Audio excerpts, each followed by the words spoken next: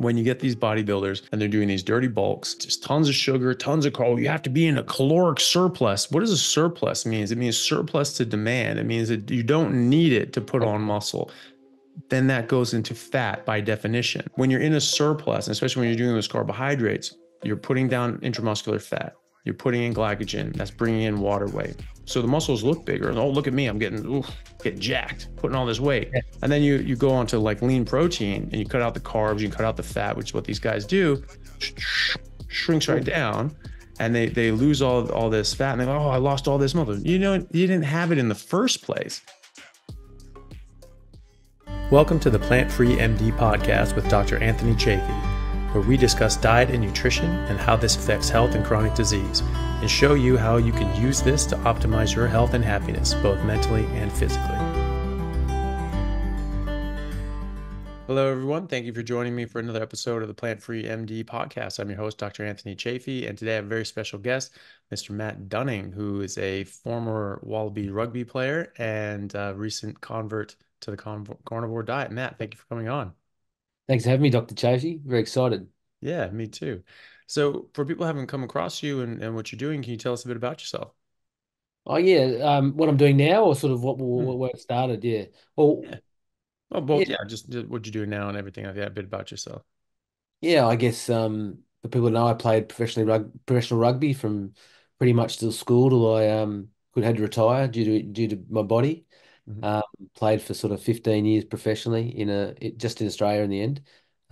Played for the Waratahs, a little bit Western Force at the end, and the Wallabies for I think it was 45 tests. Nice. I loved it. Loved my footy. Just always wanted to play rugby. Was always a massive rugby.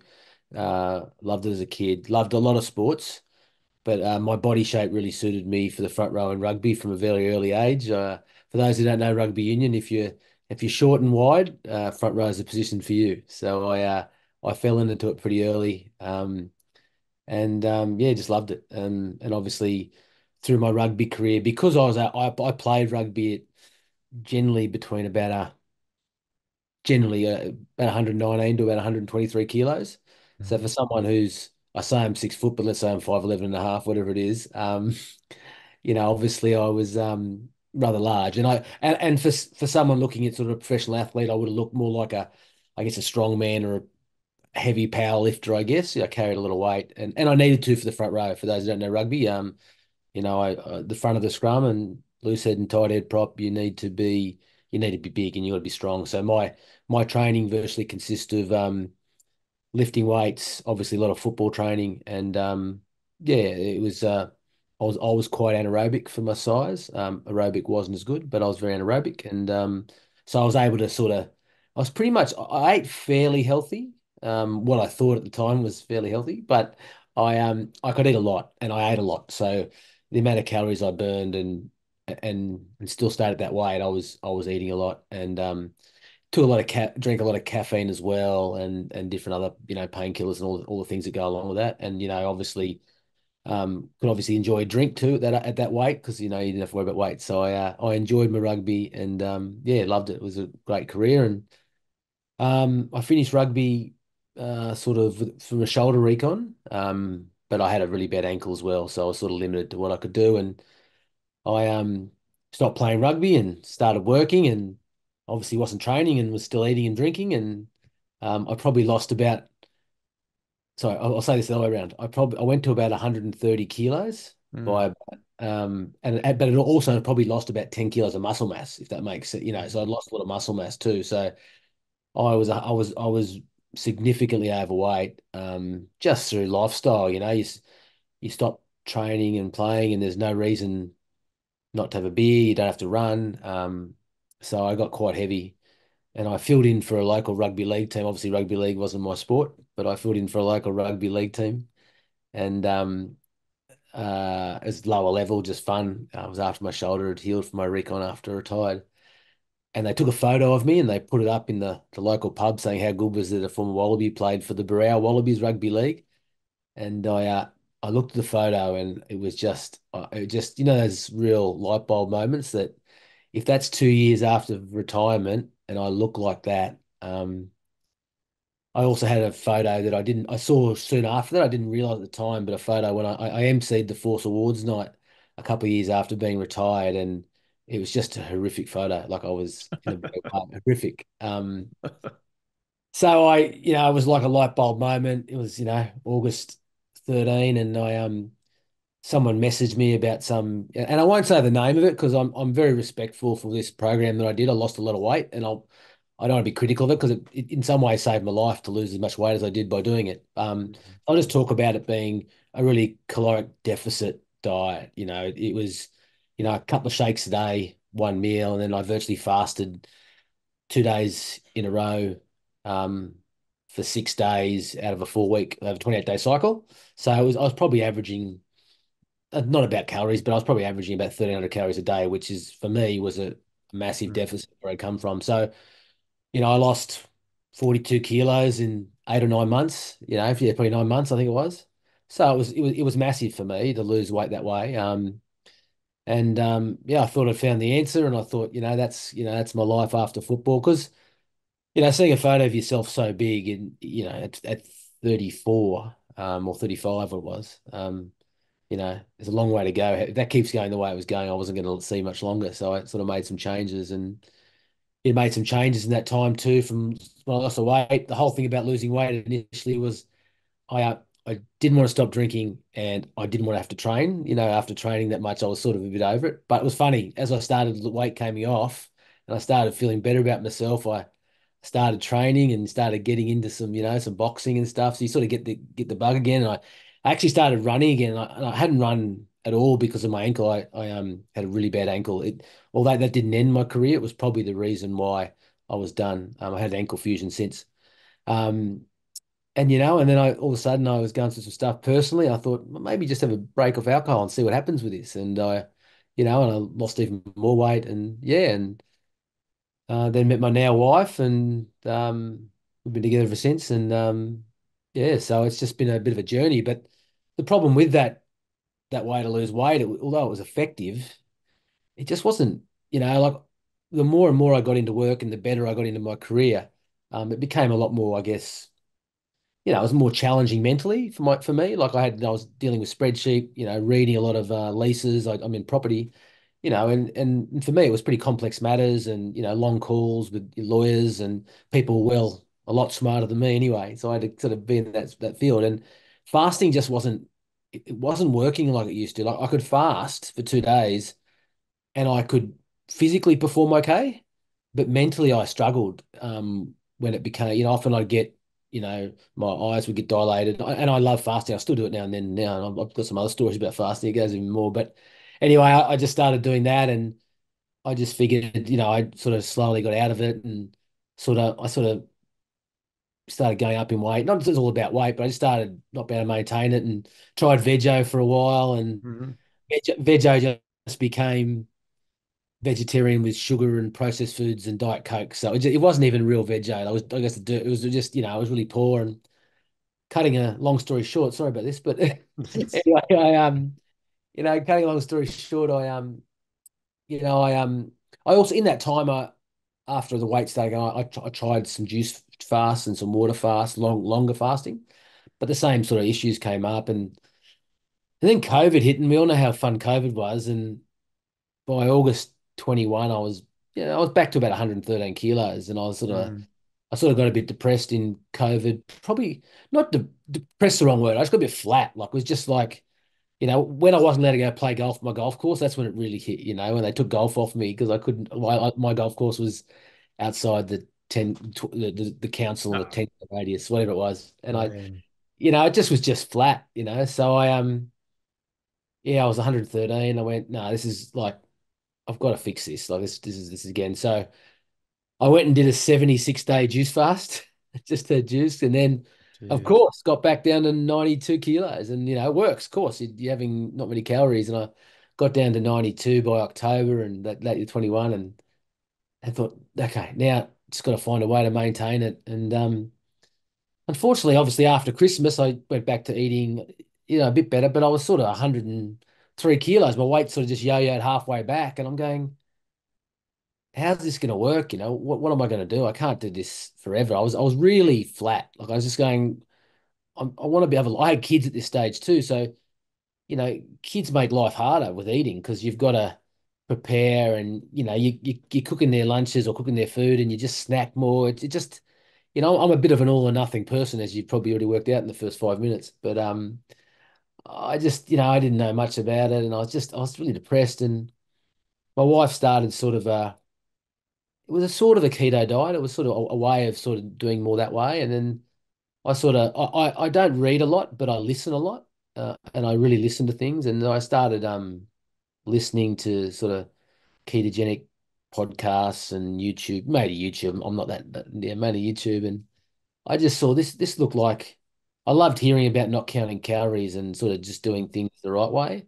And I was really skeptical, to be honest. But I started doing it, and I wanted to lose some weight because I was about to have an ankle fusion. And an ankle fusion is, you're probably well aware, it's a pretty serious Mm. operation for Yeah. someone my age. And I wanted to be as light as I could, and I did keto. And I know it's not all about weight, but it paints a picture of my lifestyle more than that. I'm not trying to make it about weight. And I sort of got, after my surgery, I lost a few more kilos and I was back to 93, and I was very lean because wasn't lifting or anything. And, I sort of just went my merry way with keto, loved it. I guess it was a dirty keto because I was having coffee and having a lot of often diet soft drinks. I was a big I drank a lot of Diet Coke over the years, especially when playing over the years. I was yeah, some times in my life I was probably drinking 6 or 7 liters of stuff a day, which is pretty Jesus.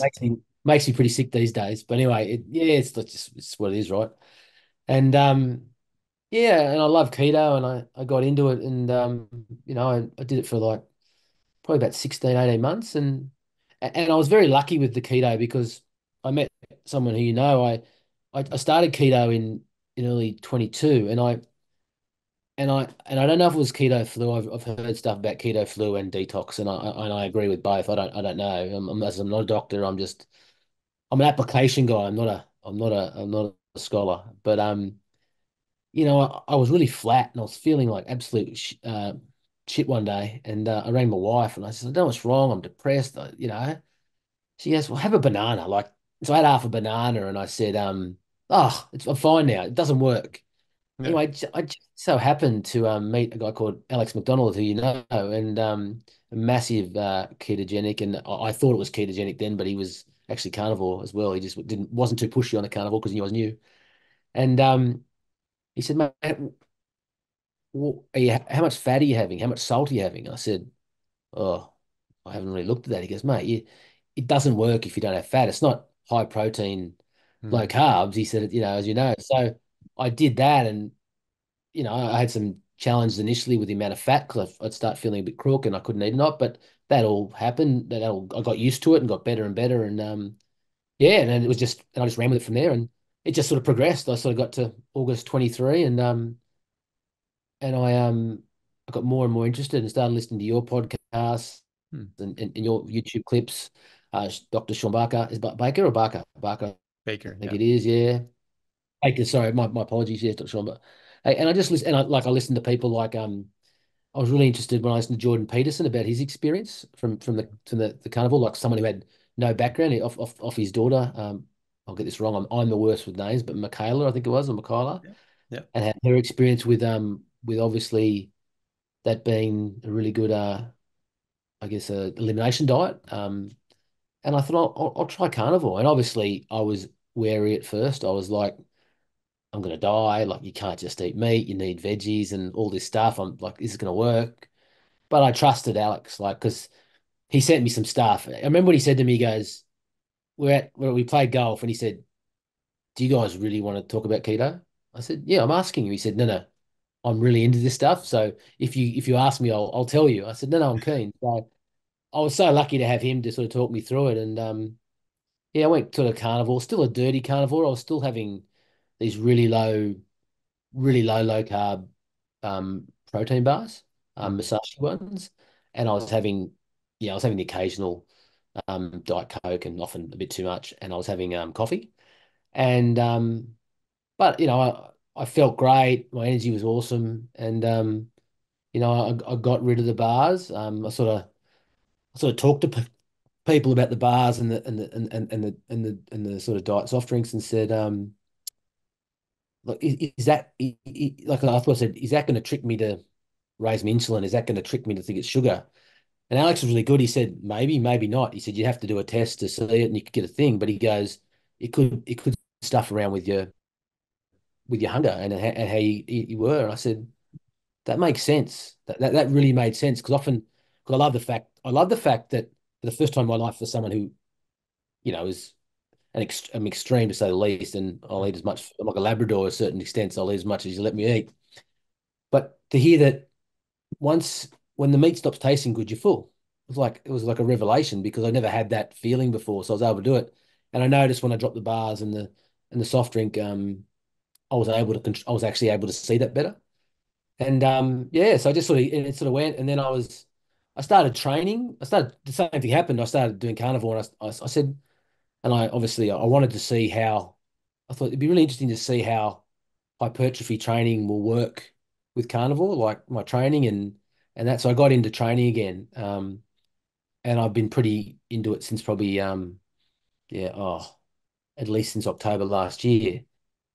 And I got into training and listened to more and listened to more, and I've gone from and up until the end of the year, I was off the soft drink, but I was probably drinking 8 triple shots of coffee a day. I was running on caffeine, no sleep, caffeine, and just running on that. And I got off caffeine on the late December, 29th of December. Because the big thing about that was when I heard, I think it might have been your podcast about, or my wife might have told me because she was doing your program about coffee and the muscle soreness. Hmm. And I want to see if that's true. And yeah, it was. So I'm like it's funny, I've extended myself pretty hard. My lifting, I listen to everything. I listened to what Arnie lifted, five, um, five exercises for each body part 3 times a week. Now, there's a reason why he could do that, but I thought of the other guy I listened to called I think he's a natural bodybuilder. I believe he is. There's always people say that, but he's a guy called Joel Kellett. He's a really good guy to listen to, and from both a training point of view, and he's also no processed foods, and he's pretty much keto. There might be a little bit, I don't know, but anyway, I saw what he did in his lifting, and I sort of started pushing it. And from a muscle point of view, I just didn't get sore. Like I didn't have the second day soreness. I didn't have that. Look, I still have when I lift the load too much. I've got a bad left elbow. That flares up. I've got to get off the pressing for a bit. Um, and it's interesting, like my physique has just changed totally by, I haven't weighed myself since probably. And that's the other thing too. Like you saw, I was weighing myself for 10 years. Like it was living on a weight. Like I was living daily weights. The best thing I did is my young kids broke my scale. So, and I just didn't want to get known as they broke it. So I stopped weighing myself and just worried about training and just, and yeah, it's been amazing.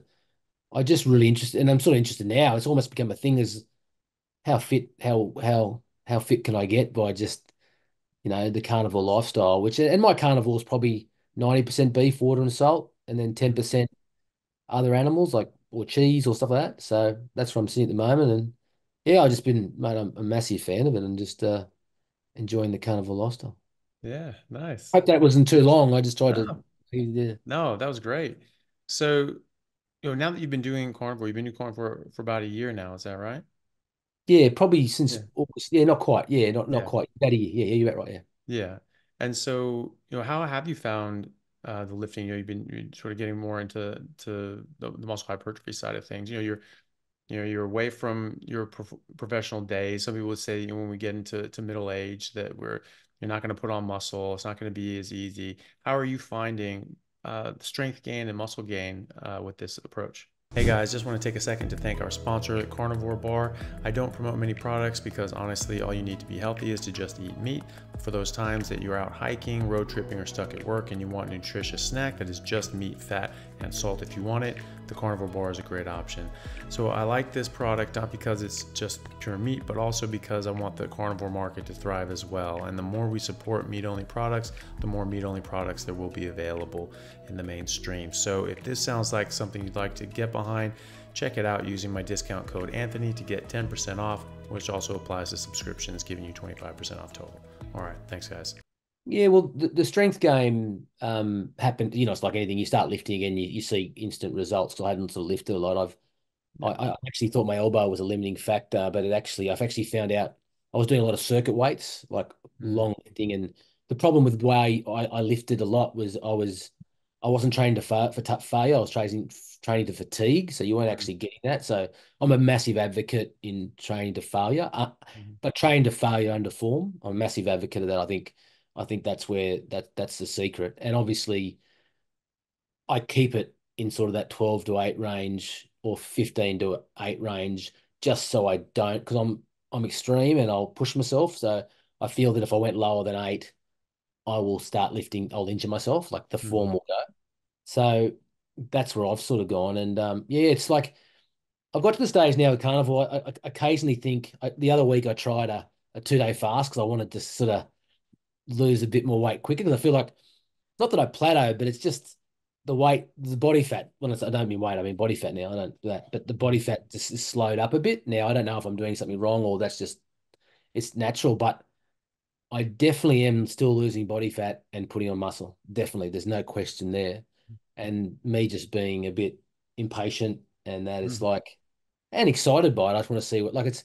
I guess for me, like it's not about being looking like a bodybuilder or doing that. It's just I've just got really excited by Carnivore because look, I cop a lot of flack about it. Like, and I'm not the kind of bloke who is backwards in coming forward. So, especially the family members and people who know me, I antagonize, and I don't articulate the argument like yourself or other people can. I just say, mate, I just tell my brother plants are killing us. We don't you know that, and that sort of, I just laugh and walk off. I just drop the mic and I do that sort of stuff. But yeah, I sort of and it's almost like people are sort of having a go at you and sort of judging what you're doing, and I'm not judging what they're doing. mm, Sort of makes you say, well, let's all right, let's see what I can do. And it's sort of funny. I had one person sort of saying, it's you're going to give yourself a heart attack. That people hassle me about, have you done your bloods? I said, well, I don't need to do my bloods. I said, I mm, know. I've listened to people who I believe and I trust, and I know what my bloods will be. Like it's just, I probably mm, should get it done just for the sake of people, but it's funny, like the people who say stuff to me. I said to one person that day, I said, if I criticized you because you were 20 kilos overweight and you were eating shit, I would be rude. But it's okay for you to criticize me about looking good and eating what I'm eating. And they didn't like that very much. It was like, mm, you know what I mean? It's just sort of, so I've sort of got that stage now. Look, I probably am pretty sensitive, but I don't show it. But at the end of the day, I just find it frustrating when, and look, I've always been an application guy. Like I'm always been very good. If you give me something, a program, I can do it. And I've always liked doing stuff. Some people love to be in a community when they train. They love F45. They love CrossFit. I like training. I love training on my own and just getting in and get done. It's a bit of that rugby thing where I feel like when I train on my own, if I look if I train to fatigue and drop a weight or I sort of can't go any further. No one can see that I can sort of train to my limitations, the opposite of what some people do. So, yeah, and I always thought I was pretty much like before I sort of getting into especially carnivore and keto, I thought I was one of those people who said there's nothing new under the sun. It's just application.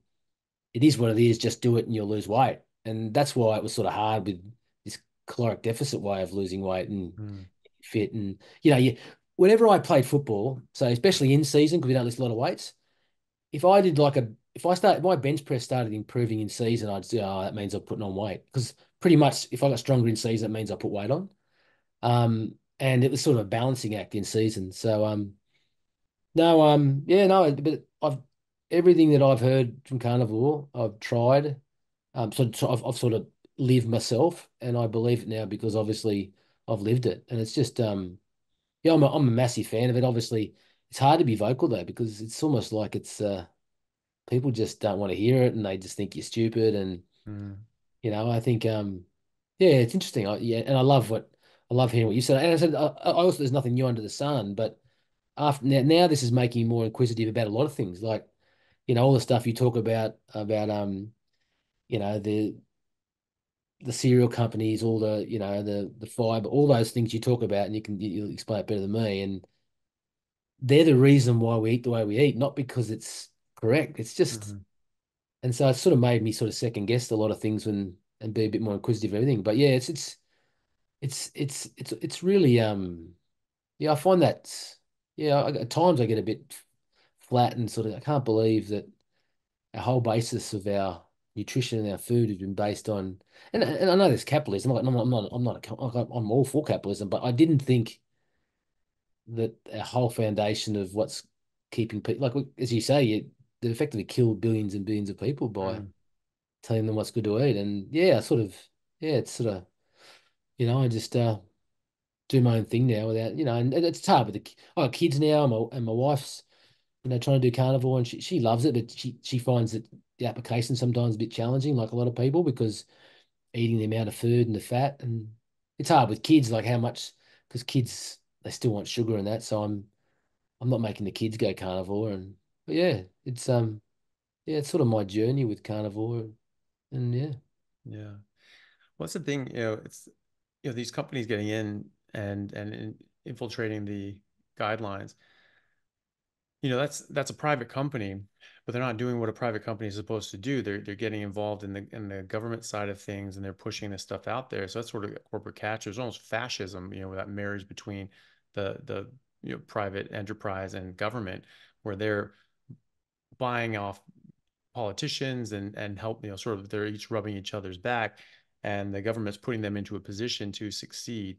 Whereas, there would be, so they're not beholden to the market forces, and the the guidelines being corrupted and the policies being corrupted by these people. That's the big problem. It's not that they want to sell cereal. They want to sell cereal and people want to buy it. Go for it.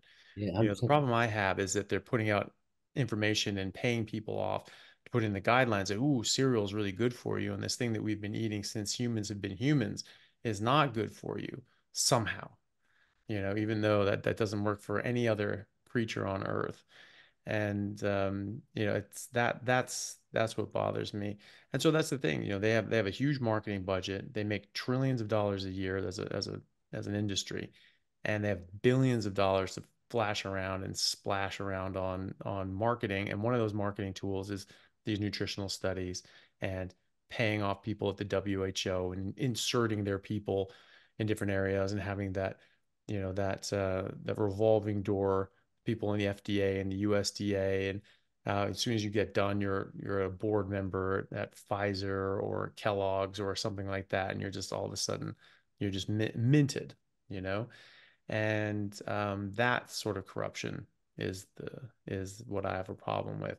And so, we just need to understand that if the government didn't have so much power, there wouldn't be anything to sell. They wouldn't have any favors to sell you, and they would just have to be out there. And they can still put out these studies, and that's a problem too, because you can always find a study that says that cornflakes and Coca-Cola is good for you, but that's because they're paid for by Mm. Coca-Cola and Kellogg's, right? And so that doesn't actually tell you anything, but because they're putting out the vast majority of these studies, or paying people to do the studies and not revealing that who's funding it, which is illegal, but they do it.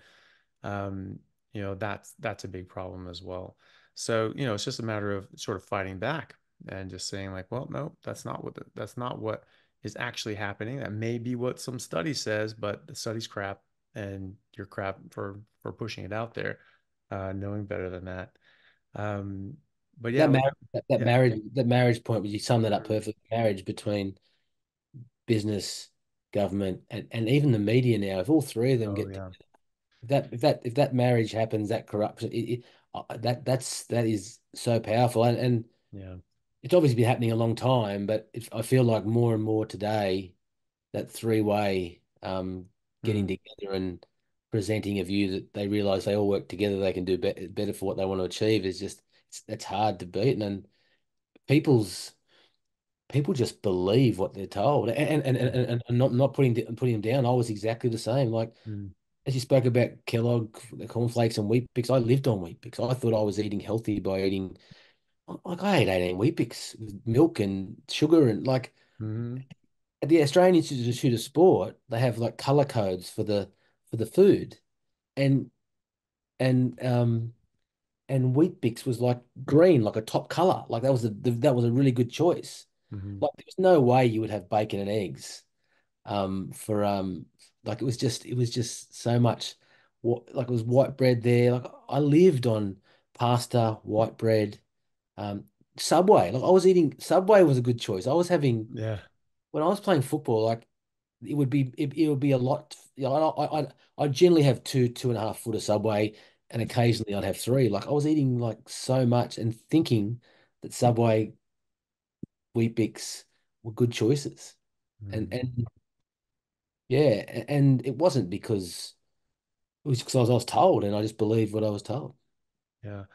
It was amazing. They had that color coordination with the Tufts came out with a nutrition chart, and they sent this out to us in the hospital. So it came to our work emails, and so these were actual official sort of guidelines that they were trying to adopt, and they actually had like these examples, like this green big bar and then yellow. Green was just eat as much as you want, whenever you want, everything's fine.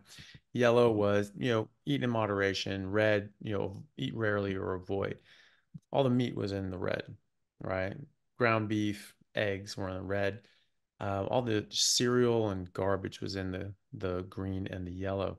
And watermelon was 100. That had a score of 100 out of 100. So apparently that's the perfect food for human beings. That's just if you just ate watermelon the rest of your life, that would be perfect, apparently. And according to this, and then canned peaches was in second place with 98 out of 100 points. Not fresh peaches, canned peaches in syrup, right? Oh, So that makes sense. And then um, Frosted Flakes was ranked higher than regular cornflakes. The only difference is they added sugar, right? And yeah. so apparently the frosted sugar made that a healthier choice somehow. And Honey Nut Cheerios were above normal Cheerios. It's like, what is wrong with you people? I mean that's just like they're just trying to mess with us at this point and just see what they can get away with. Like, watch this. They'll put Frosted Flakes above normal corn flakes. Like, we'll see these idiots. They'll buy it. They'll believe anything we say. And people did. You had these people, these influencers going out online saying like, oh, well, that's not you guys are misunderstanding. Like, well, meat's in red, but all these things are in green, but that's different. You can't compare between different categories. So that was red for the meat options, but there'd be green meat options or something like that. It's like, well, no, actually, you can compare because green says eat as much as you want. Red says don't eat ever. And it's saying eat as much watermelon, canned peaches, and frosted flakes as you want, and never eat eggs and beef. So you're dumb, right? And I swear these guys are just shills. Like a lot of these guys have been actually caught out because they've been paid to make a lot of these defensive sort of videos for those nutritional guide recommendations, or aspartame. That was a big one that people got caught on. Seed oils as well, and that these people are just paying paid to do this. Now you don't know that all of them are, but people get caught out for being paid for this without actually announcing that they're being paid for it, having a little blurb in there, paid for by so and so, collaboration with some sort of sugar company or whatever. And so some of these people that got caught out on that, that got published out. And so you have to sort of wonder, there are a lot of people that are doing this. They all did it at the same time. There's just this waves of people coming out in support of the Tufts guidelines, of aspartame when the WHO said that it was a carcinogen. And then FDA was like, whoa, whoa, whoa, whoa, whoa. You can't say that because they're just getting their corporate overlords pulling their strings to tell them to make an official statement. And then the seed oils as well. You get all these people at the exact same time, just floods of people, nutritionists and doctors and influencers saying, "Whoa, well, no, everything's fine.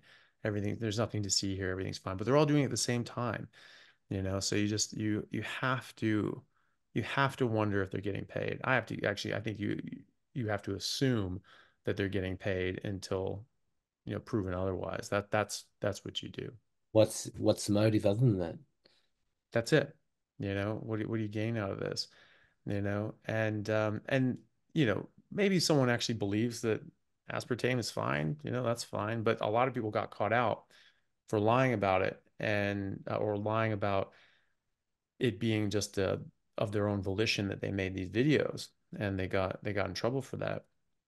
I And tell yeah. you, No, I was just saying. And so, and since other people, like just everybody was at the same time, there were all these people being paid for it, and a lot of people weren't talking, saying they were getting paid for it. You just sort of have to assume that everybody talking about it at that time was being paid to. I just love it, and you see it obviously, but you see it on sort of the Facebook memes when you see it says it's a photo of a person. I won't go into detail, but the person doesn't look very fit and they're old and they Mhm. look unfit and they say you shouldn't eat eggs. And there's a picture of a ripped, uh, 50-year-old man saying eat as many eggs as you want. And sort of like, who are you going to listen to?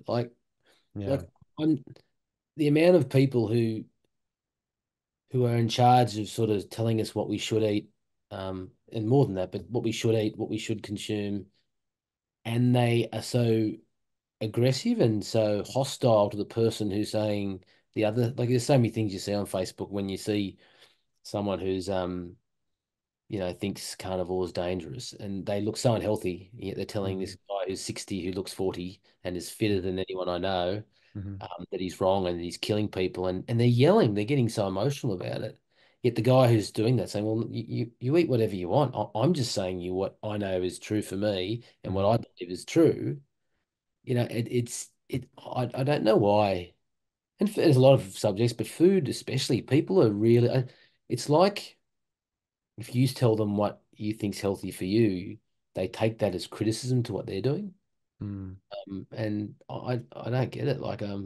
And I've got a lot of people in my life who aren't negative. They they don't believe it, but they say, well, look, it must be working. Look at, you're looking fit, you're looking as healthy. I've got a lot of comments lately that, so over my journey, people have obviously seen me go. I got a lot of close friends, and a lot of people often, when I lost a lot of weight, say, You're too skinny, you look too skinny." And I always said that they're just being, they just know me as being the big jovial bloke. Because I have friends who make fun of me. I'll tell you this funny story. There's a guy, actually a good mate of mine, Phil War. He says I'm the first professional athlete to lose weight, get fit, and stop drinking after they retired. Hmm. He says that, and they're saying, but now, like since I've done carnivore, and yes, I am lifting weights. It says it's the best you've looked since you've lost weight because you don't look, and not that I look gaunt. I never look gaunt. I'm still 86 at 80. Like I'm not the physique unless I never look gaunt. I still carry. I still a naturally chubby guy. But they just said you look so much better, and that has to be down. The only things that I've done is carnivore and by lifting, and yeah, it's good to hear that. And the fact that I'm not weighing myself anymore, I think that's so much more. It's such a better, like it wasn't fun living by the scale every morning. I was dictated how I felt by scale. So it's good to be able just to have, and I don't have to worry about how much I eat. I just eat when I'm hungry. And I eat a lot of meat. A lot of meat. Like if I'm training, and I know some people don't eat in the morning, they just eat two meals or one meal a day. Um, I'll have three 800-gram steaks a day, easily, easily. Like that's, and I might even grab a bit of cheese if I'm hungry. Now, I do notice I need more the days I train, and I do notice that. Um, but it's sort of like it's like, and I love, and I've got into it more the listening to the hypertrophy and I guess the bodybuilding stuff, and it's all about bulking and cutting, bulking and cutting. Hmm. But I feel, and I'm only saying this because I'm not a bodybuilder, but it's like I've got something now where I can eat so much red meat, I put on muscle mass, and I don't put on. It's not like I'm putting on fat as well, and then I've got to cut down.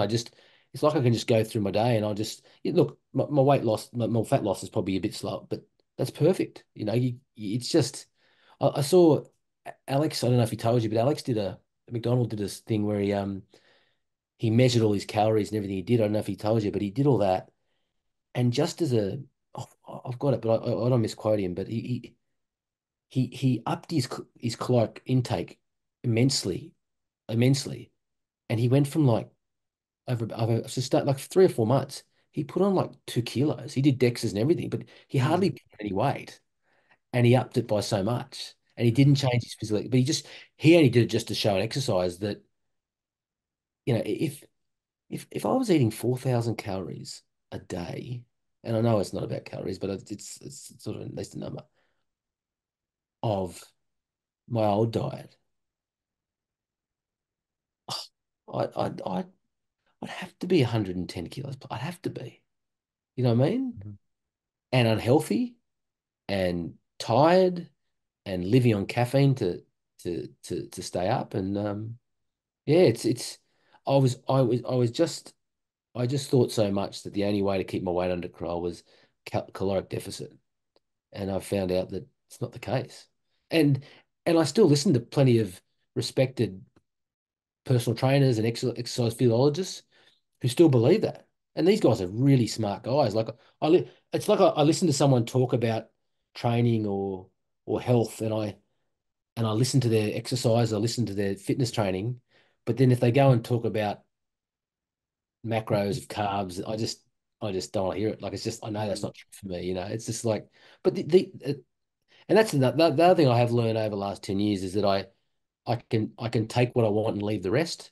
So just because someone says something, one part that I don't like, doesn't mean everything they say is wrong. Mm. That's been unbelievable. Like if I heard someone say something stupid once, I just turn off. If I heard one thing I didn't think was stupid, I just disagreed with because I wouldn't listen to what they've got to say. But now I don't know why, but I've got the ability now to say, I love what you say about training. I'll leave. That's fine for you. Carnivore is what works for me. Yeah. Yeah. I do that as well, especially with carnivore because I've sort of had to piece this all together before there were, you know, Yeah. carnivore gurus and influencers and things like that. So I sort of was figuring this all out for myself and reading studies and making applications, like all the studies on ketogenic diets, they're all animal based, because a ketogenic diet is you get rid of carbohydrates, but then you have to replace it with fat and protein. Where does that fat and protein come from? You could technically do that from a vegetarian standpoint, but you have to basically drink canola oil and take tons of supplements and things like that. It's just not feasible. And so they don't. All those studies actually replace carbohydrates with animal fat and protein. So they replace it with fatty meat. And maybe coconut oil and different things like that, but it's meat. They replace it with meat and some veggies, whatever people want to eat. That's what a carnivore diet is. It's an animal-based ketogenic diet. And so those animal-based ketogenic diets showing massive improvements in people's health, that's applicable. That's absolutely applicable to a carnivore diet. It's an animal-based ketogenic diet. That's what we're studying here. So looking at things like that, and then looking at other people, Dr. Robert Lustig, I really liked his work on fructose. He's not a carnivore. That's fine. He doesn't need to be, but I really like his work on fructose, and that adds a piece to the puzzle. Because that's really toxic. That's really harmful.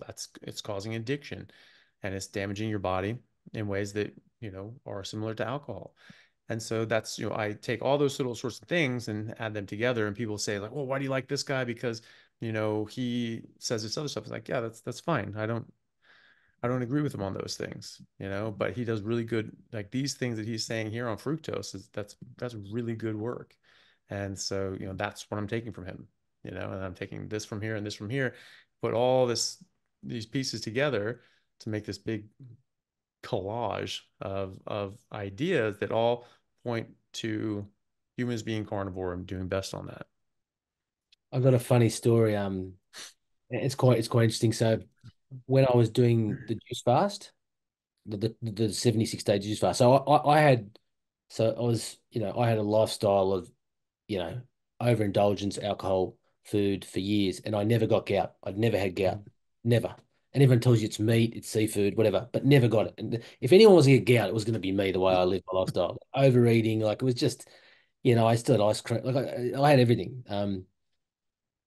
So I did the 96 to 70, I was Mhm. say 76-day juice fast, and I started obviously a lot of juice, a lot of sugar, and it was freshly squeezed juice. It wasn't like it was like I called it Kabbalah juice: carrot, apple, beetroot, apple, lemon, and apple. But I didn't have the last apple, so it's a long story. Someone else named it, and I just sort of went with it. Anyway, so I had that. I was having like a liter and a half a day.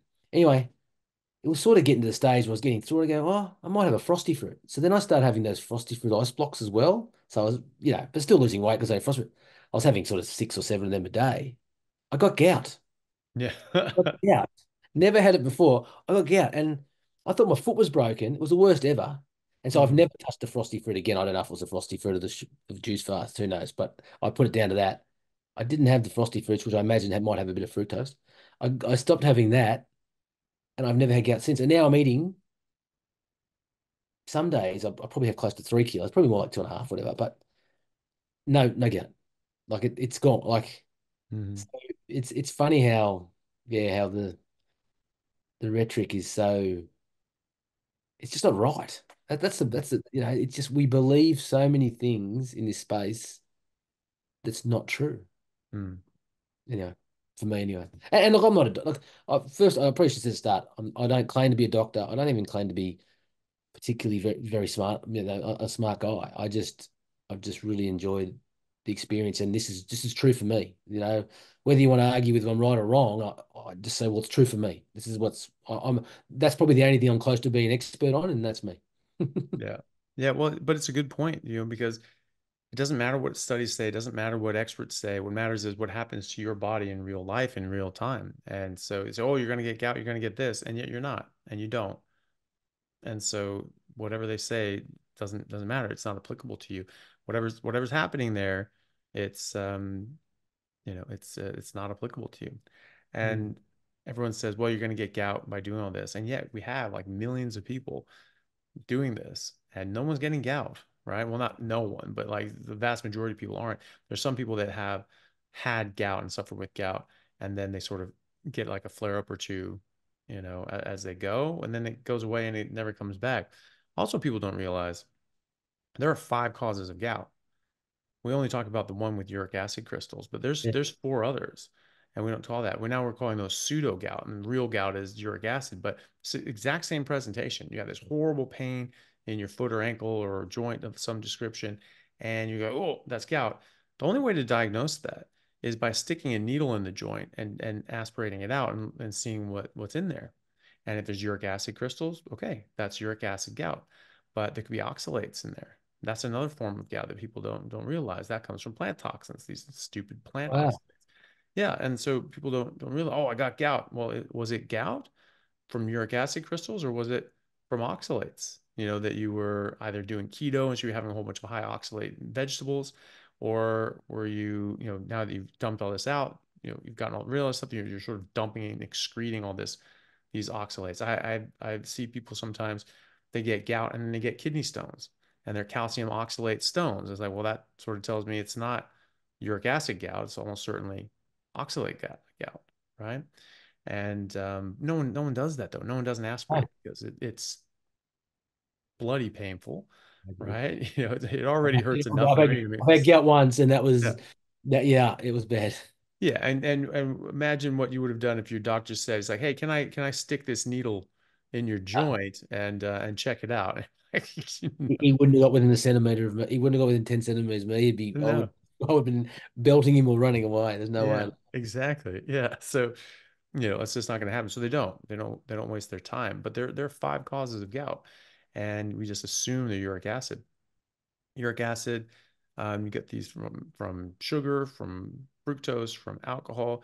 You can get them from purines. These are generally from eating a lot of organs. But these people aren't eating a bunch of organs. They're eating just meat, and also when you get rid of all that other stuff, having organs isn't going to cause gout of any description. So it's but the vast, vast, vast majority of people that do this and just come onto meat only, they don't have this problem. In fact, that was a treatment for gout since the 1800s, was putting people on a pure red meat and water diet. That was a cure for gout. And Wow. that's Dr. J.H. Salisbury writes about that in the 1800s, and it was used for decades after him. And it just gets papered over by all this fraudulent uh, studies and research and dietitians. I mean, the American Nutrition and Dietetics Association was founded by Lena Cooper, who was a Seventh-day Adventist church member who they're religiously anti-meat. And so, surprise, surprise, she was pushing a plant-based diet from the 1910s onward. And she wrote one, if not the first, one of the first university textbooks on nutrition in 1925. And that was plant-based right from the beginning. And so that was the university curriculum, was this plant-based dogma from these religious organizations who were trying to push this from a religious viewpoint. And why are we listening to this? Why are we still believing this? Oh, well, but that's what the nutritionists say. Well, the nutritionists are fat and diabetic, so like why are you listening to them? I know nutritionists that that look at these sorts of things and look at these facts, and they're like, yep, that's complete crap. One lady said to me, she was a PhD candidate in nutrition and dietetics, and we talked about all this stuff and went back and forth, study for study, back and forth, and eventually, like we were talking, she just sort of sits there sort of stunned and just said, my entire education was a lie. This is just a complete lie. Like, shown that, you've proven it. It's just a complete lie. And they were uber plant-based at that point. And as they all are, because you're learning this stuff, go, oh, I'm going to be plant-based. I'm going to do this. I'm so smart. I'm going to have the best nutrition. And they were just, they were sick, and were taking tons of supplements. That was one thing that sort of turned the tide for me. They're like, well, what supplements do you take? And it really turned me back, made me pull back, because I was like, I'm not on supplements. What do you mean? Yeah. What do you mean? What supplements am I on? It's like, well, no, you have to be on supplements. Everyone's on supplements, but what supplements do you take? I was just like, no, no, hold on. Like, if you're eating your proper diet, you should never have to take supplements. And I don't take supplements of any form. And she took tons. And it's like, okay, if you're a nutritionist and you know what the proper nutrition is for human beings, why do you need supplements to fill the gaps?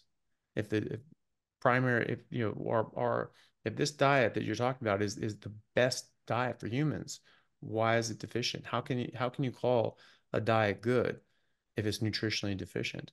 And that really threw her, and that really made her start thinking, and 100%. eventually came through. I had someone there, and this is sort of reinforced your point. Like I had someone come to me the other day and said, well, Matt, you're doing this carnivore, but you're taking supplements, so it can't be good. I said, what are you talking about? He said, Yeah. you're obviously taking supplements. I said, I don't take anything. I have beef, water, salt, and then 90% of the time, and I might have bacon and eggs, bit of cheese now and then, but chicken, fish, but pretty much stay. And they were just gobsmacked. They Mm-hmm. it was possible for not to be carnivore without taking. I said, "Well, where do you get vitamins?" I said, "Look, I said I'm not an expert on this, but my understanding is I get all the vitamins I need from the meat." And they said, Yeah. "That's not true." I said, "Well, that's for you to say." And I wish I could retain a bit more of that and sort of go back at them a bit. But I sort of like the people I listen to that I trust, listen to them, but they won't listen. Like the amount of podcasts I've sent to these people of yourself and Dr. Sean Baker, and Paul Mason, and they just they, they don't listen. They don't want to Mm-hmm. listen. It's like they want to say you're wrong, but they don't want to listen to what you say. Mm-hmm. You have to listen to what they say because they come from a place of I don't know what you call it, ivory tower. I don't know. Moral But authority, something yes, like that's that. that's Yeah. perfect. Yeah. So and they were just gobsmacked, and that's what you said. Like I don't need to take anything. Like and and if you ever look into a guy called Joel Kellett, who I spoke about Mm-hmm. before, and I don't think he's full carnivore, but he's no processed foods, and he's meat, and he's definitely low carbs to extent. He's Mm-hmm. I don't take anything. Don't take creatine. I don't take anything. I get everything I need from food, and I train. Yeah. And yeah, I think he has a coffee, one or two coffees a day or something. That's fine. But it was just and no, and that's why everyone believes he's on steroids. And look, I don't think he is. People say it, but because they can't believe that you can look like that and be like that without they just because we've been lied to and what we've been told. Like every parameter of health, nutrition, and training that I've sort of grown up with is as he said, it's been flipped. Like the old saying used to be, you can't be Arnold Schwarzenegger and Steve Monaghetti at the same time. You've heard that, like it's a marathon runner, and Mm, you have to get big, and then you got to cut. So it's a whole thing. You can't do mm, both. Well, that's not true. I'm mhm, doing it now. I'm not going to look like I'm a 45-year-old man. I don't want to look like that, but I'm losing body fat and I'm putting on muscle mhm, and I'm eating 4,000 calories a day. That if I told someone that, they would call me a liar. mhm, They would say I am lying. I've got nothing to gain out of this. I work in real estate. On the tenant side. I'm a tenant advocate. I'm an advisor. I don't do anything to this other than it's a lifestyle for me that I'm very passionate about. That's all it is. Like, and then when I hear people say, they say to me, "Oh, but the person you're listening to, are they getting paid or they're getting that?" What are you talking about? The people you're listening to are getting, they're corrupt and getting paid and doing that. Yet you're saying about someone who helps people and might get money to cover costs to do a pod, like it's just so ridiculous. mhm, And they don't even get it. Like it's like, oh, the person you're listening to, what's their motivation? They're getting paid for it. Um, so the person you're hearing information from, it's just anyway. I've got to yeah, be careful. I'm not as good. I like yourself and people who are a bit more scientific. They can stress their point without getting too over emotional about it. Like they don't lose their cool. I get a bit flustered by it and that's mhm, why I don't get too hard in debate because I upset people. yeah. Well, it is a bit hypocritical. Some people, say that it's like, well, you're saying this, oh, this is the big beef industry, something like that. Like there Oh, isn't any. It's like it's a bunch of like individual farmers it's and ranchers that all sell their beef on an open market, and so and these big food manufacturers, they make far more money off of processed plant food. That's where the margins are. They make a massive amount of money on that. And so it's that's what they like. And then they make even more money, off the medicine, that pharmaceuticals that people have to buy to sort of keep them from falling apart completely after eating this high octane garbage. Um, you were talking about how you can put on muscle and lose fat at the same time. It's 100% true. And for a long time, people still say that no, that's impossible. You have to put on fat and muscle, and then you lose fat and muscle, but you try to keep more muscle than you lose. I mean, it's just like, this is stupid. I mean, this is like, I mean, this is seriously, this is basic biochemistry. If you eat carbohydrates, it's toxic to your body. That high glucose is toxic to your body. Your body tries to detoxify it by raising your insulin to lower that down. Insulin forces energy into different various cells and different tissues as well. And this is how you get depositions in organs, around your organs in your abdomen, but also inside your organs. You get deposition. And you also get intramuscular deposition of fat. You also get intramuscular deposition of glycogen. Glycogen pulls in water, 2 molecules of water for 1 molecule of glycogen, and you get fat. And so we see this in MRI. I see this every time. It's called myosteatosis. You get fat inside the muscle bodies, and that's from carbohydrates. And we do this to animals. We always wonder, it's like, oh, where does this come from? It's like, where does it come from in a cow? Like, oh, well, you grain feed them and they get this marbling. You get that myosteatosis. So yeah. maybe that happens up. No, no, no, no, couldn't possibly be, and then you get like, well, what about this non-alcoholic fatty liver disease? Like, oh, what's happening? We only see fatty liver disease in alcoholics, but now it's happening in non-alcoholics. So, oh, what's happening? How do you make it in a duck? How do you make foie gras? You stick a feeding tube down their throat and pour grains down into their stomach, right? And that gives them fatty liver disease. Maybe that's happening enough. Nah, couldn't be. Couldn't, not possible. It's just like, how stupid do you have to be? I mean, how much in denial do you have to be that the actual biological world actually applies to us? And, you do these things that apply to animals, and, they might apply to us as well.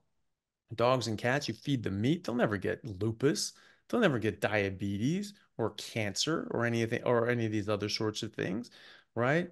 You give them kibble, a bunch of plant-based crap, they get all those sorts of things, right? Those are the same diseases we get. Those are the same diseases that zoo animals get if you feed them kibble or if you feed them Cheetos, or I mean, this is why they have signs at the zoo say, don't feed the animals, don't throw them your potato chips, don't throw them the peanuts, don't eat, throw them the things that you're eating because it makes them sick.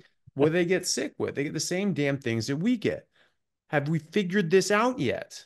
Right? The food is causing the disease. You eat the wrong thing, your body gets deranged. You give cats Cheetos and Captain Crunch, they're going to get freaking lupus and cancer and diabetes, right? And same thing with us, right? Why would we think it's anything different? Or are you giving them, the equivalent of Cheetos and Captain Crunch, which is basically their nasty ass kibble? They're going to get sick, right? And the animals at the zoo get sick. They get the same things. We get myostetosis. Cows get myostetosis.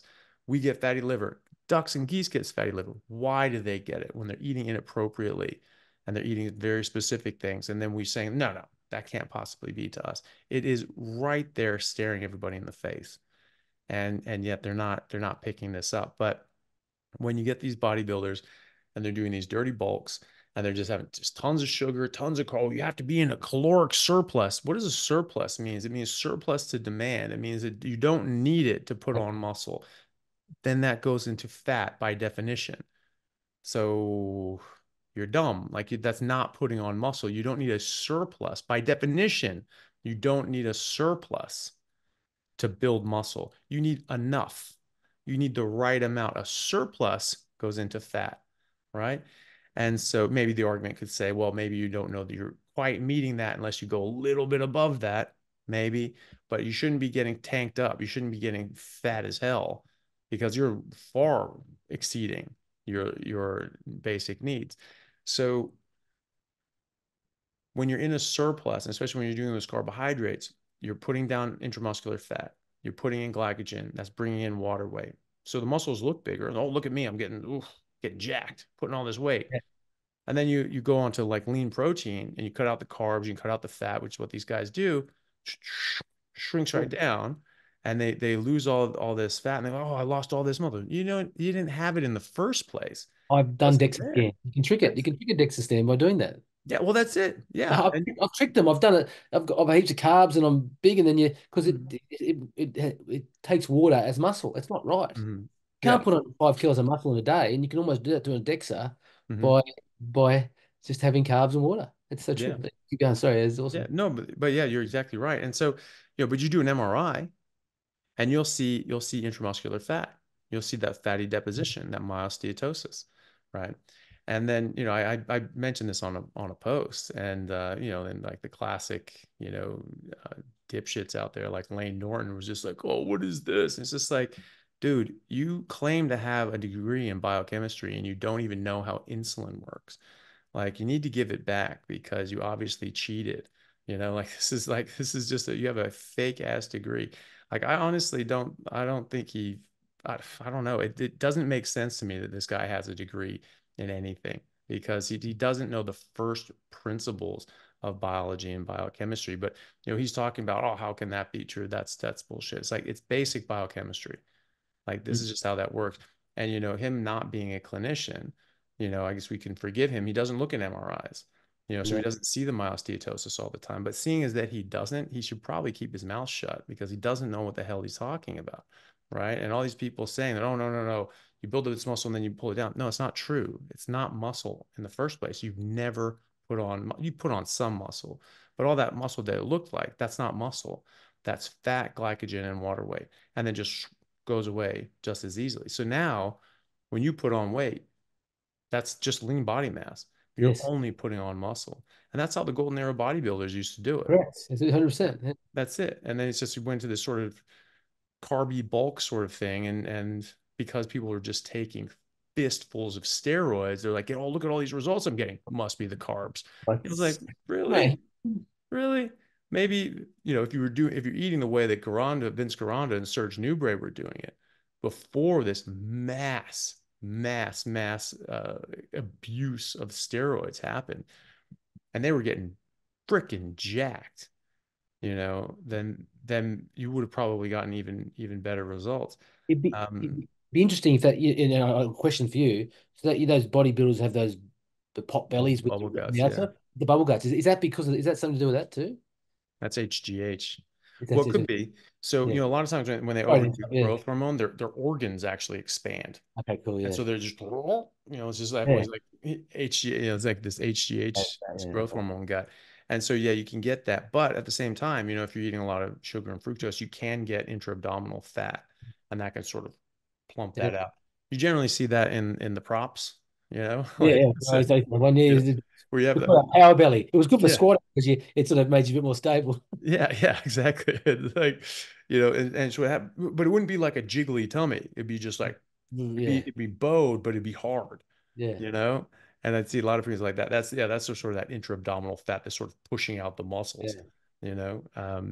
But yeah, when you're just shredded Yep. and lean and you've just got that, you know, 8 weeks or like 5 months pregnancy sort of belly, that's often growth hormone. Yeah, okay, makes sense. What you were saying before about the beef industry, like how they're big and bad and they're painted this way, and how I just so agree. They keep their head down. They're so petrified of being done by vegan people and by being criticized by the world. Like they cop it from everyone. They just keep their head down and go about their business of farming, and they cop it from everyone. Yeah. And it's so unfair. Like because, and that's the other criticism I get about it. It's like, oh, how can you just eat meat? It's too expensive. I go, no, it's not. Not if you do it the way I do it. And I'm really conscious of that because I'm eating so much meat. I have to be conscious on price. And people say, well, Mhm. doing, I'm lucky I know some people in Endeavour Meats who I buy my meat off. So I can get like a 60, 85 kilos at once, which, I get. But I buy rump steak. Like Mhm. I get it for like $11 a kilo. So it's very affordable. I cut it up. And because what I love about rump, and it's a little bit chewy, but I'm all right with that. What I love about it is the fat is so well spread, and I get a lot. I get the right fat consistency. With rump, for sometimes I sometimes eat the fat's a bit different, and I don't. I still love it, but I do that. I cut it up, I freeze it, and it lasts me, however long. And say I have 2 kilos a day, that's $22 a day to feed a grown man who's training. $22 a day when I was eating carbs, having protein bars, Diet Coke, coffee. I'd hit I'd hit $22 before lunch. That's morning tea. I'm at $22, before. So it's not affordable. And what I do is, and it's not for everyone. Maybe I'm a bit different, but I air fry I don't know if it's good or bad, but I air fry my steak sometimes because that I cut up and have cold the next day with salt. And I hope Mhm. that's all right. I'd be interested to see if cooking in air fry is a problem or not compared to on hot. That'd be interesting, but it's very convenient because I cook it and then cut it up and then take it to work the next day and eat it for lunch or and breakfast. Yeah. Yeah, it's true. I mean, I remember talking to someone, back in, 20 years ago, literally 20 years ago. And he was talking about how, he was a big dude, but he was talking about how he spent then in the 2000s, in the early 2000s, that he was spending $100 a week on protein bars, just protein bars, not the rest of his food, Easy. right? And you're spending that on steaks, you Yeah. know, like, and you're getting perfect nutrition, getting everything you need. Grown ass man who's lifting weights and having full-time job and all these sorts of things. This dude's a college kid just hanging out and just going to a couple classes and then lifting weights, and he spent $100 a week just on the protein bars 20 years ago, right? 100%. So double that today, and that's not all the other things that he's eating, and so it's very affordable. So In fact, 90 gram massage, I don't know what's the name, but the 90 gram protein bar, mhm. $7. So Yeah, 90, right, $7. So $7 for 90 grams. And I'm yeah, getting $11, or even if it's $20 a kilo. You can get rump steak um in Woolworths for $17.50 kilo. No, I'm not saying it's grass fed, but I really like what you say about gold and silver, gold standard and silver. mhm. I love that. Like just because you can't have grass fed doesn't mean you don't do it. Yeah, Like sometimes I have grain finished, and it's just it's affordable and it's got I've got to weigh up both. Yes, I'd love to just eat grass fed only, but I do what I have to do to make the rest of my life work, and I'm not gonna make my family suffer because I Mm, have to do this. So but yeah, it is like so it's just that simple. It's mass, like 90 grams, $7 a kilo, even 17, 20, even you can get lamb for $20 a kilo, $23 a kilo. Like and on that basis, it's a lot more affordable, as you said, there's mm, protein. And I guess the argument is that if you want to compare it to Wheat Bix, well, geez, that's pretty bad comparison because I'm not putting that in my body anymore. mm-mm. No. And Wheat Bix, I mean, how much does that cost per kilo? Don't know. I haven't had Wheat Bix for long enough, but Yeah, it'd expensive. be up there. As you said, I haven't bought Wheat Bix for so long now. I wouldn't even know. I Yeah, yeah, I pride myself in have never purchasing Wheat Bix. that's But very. yeah, I think I've had a couple of them sometimes, and I was appalled. And years and years ago, just had some out, like a tea room or something. Like, I'll try these sorts of things. It was like eating a sponge. It was just like it was like, what the hell is this? We only ate it because we thought it was so good for us. Like Yeah, right. we liked the taste. Like Yeah, no. and it was. I guess it was somewhat in those days affordable when you had my mum and you just kids come home and just eat Wheat Bix and milk. Mm, And I was having so much, and I thought that was the good decision. Like never would I have thought when I was growing up bacon and eggs for breakfast. That was the wrong thing. I was doing the wrong like mm, you do it on Sundays, but you can't have bacon and eggs. Like yeah. yeah, it's just yeah, yeah, it's incredible. And thank you so much for everything you do because Yeah. without what you do, and it's also good. I listen a lot, then I stop listening. Sometimes, Hmm. you listen a lot, and then you go through a phase of your life where I'm listening to rugby league podcasts or rugby union, or I get into UFC. Hmm. YouTube does it takes me everywhere. Anyway, you sort of Hmm. you lose track. And your mind's a funny thing, right? If you're not listening to all the time, it's like you go to a service station and go, "Oh, I'm a bit hungry. I'll grab a protein bar," and it just starts sneaking back. It's always happened in my life. Just things sneak, and then but if I consistently always sort of talk about it and listen to it, it just reaffirms that no, I don't want to make that choice. Hmm. It's gonna stuff me up. And it's not like I enjoy the protein bar. It's just it's just about having food and often it's amazing how, emotional eating I 100% identify with when I was on a carb diet. Like I would reach for food when I was, pressure or stress or just had a feeling. Hmm. I I honestly, that has gone away. And maybe I don't know. It's just my experience. I'm not saying I'm a clinical physician. I'll tell you why, but I'm just telling you that emotional eating is sort of gone. I just eat when I need to eat, and yeah, I do eat breakfast, lunch, and dinner most days, and occasionally I go without breakfast or lunch. I skip one. If I don't train, sometimes I just don't feel like eating, so I skip it. But it's not like I'm living on, hardly any food. Hmm. Anyway, sort of Yeah. digress.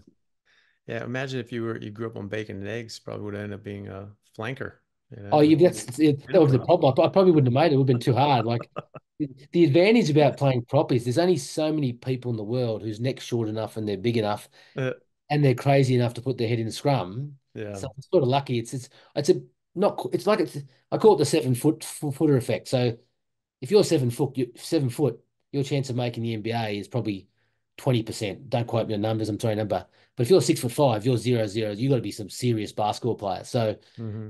the fact that I was able to do that, it sort of helped me. But yeah, no doubt. Like I went through, I probably that was the thing when I played rugby. I'm not naturally 120 kilos. I have to do unnatural things to be that weight.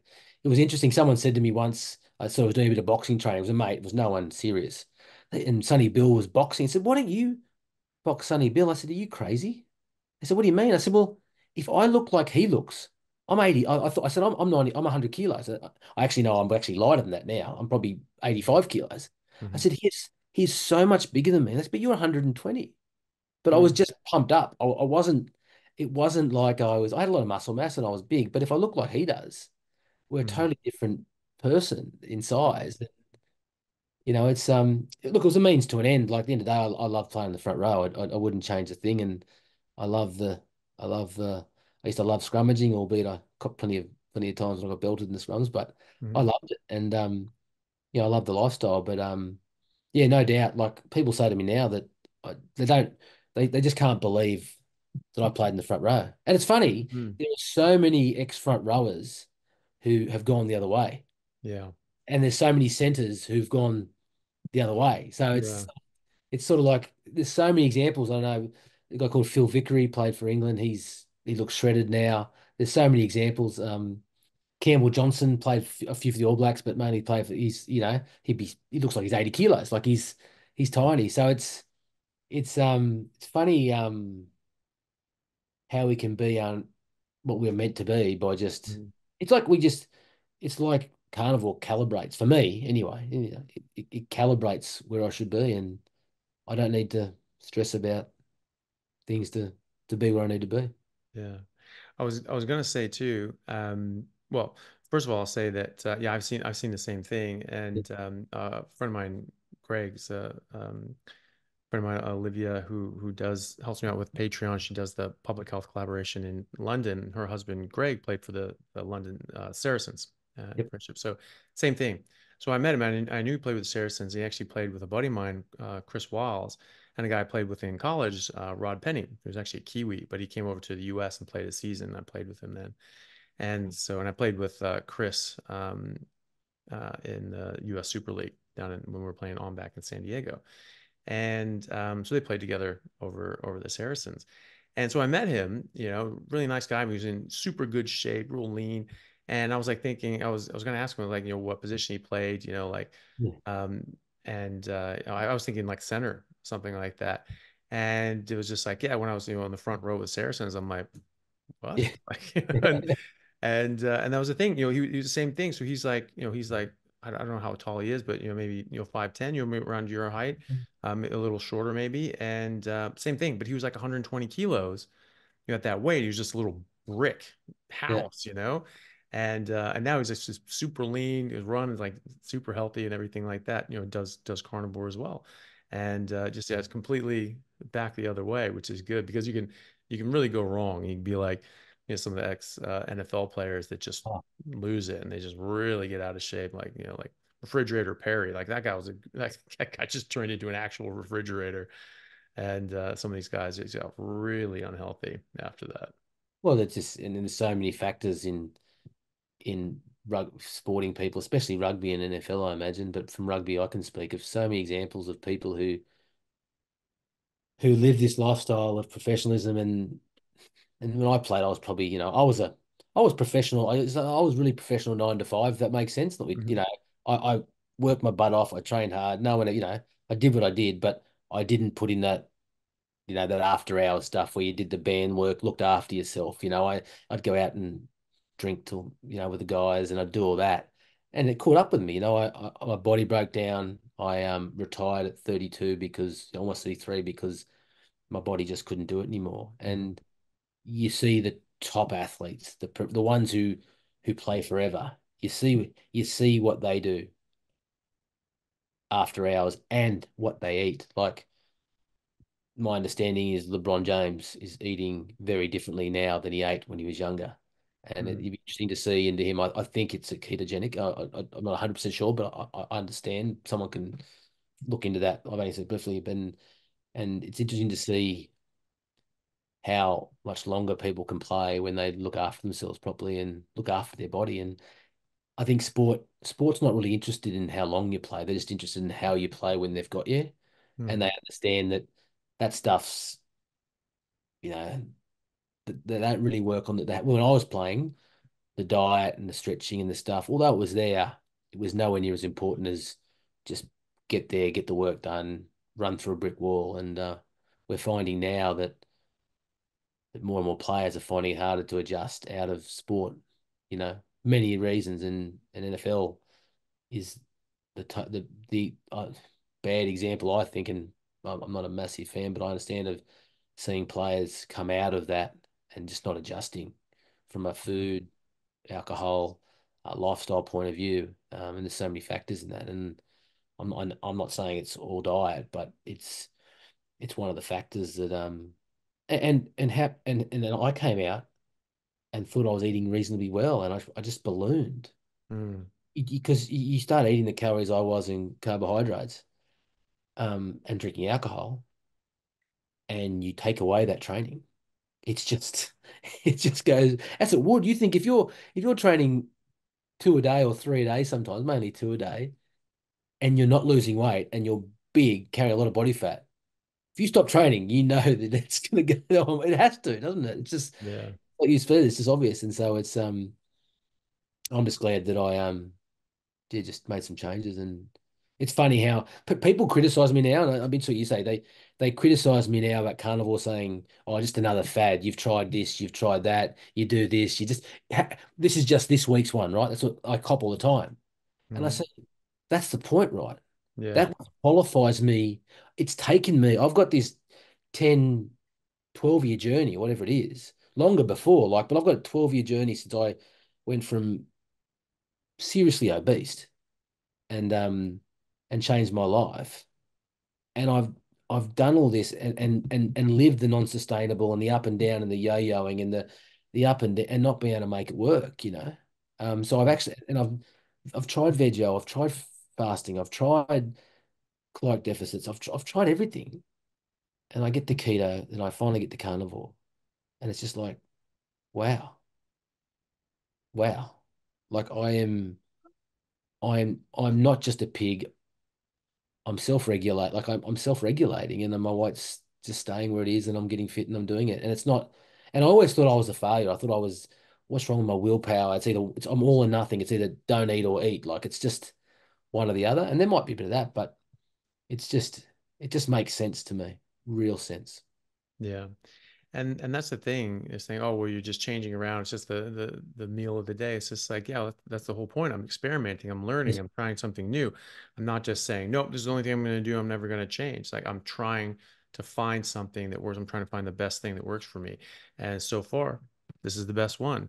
And so I mean that takes a lot more honesty and guts to like try new things and to do that self experiment and try something.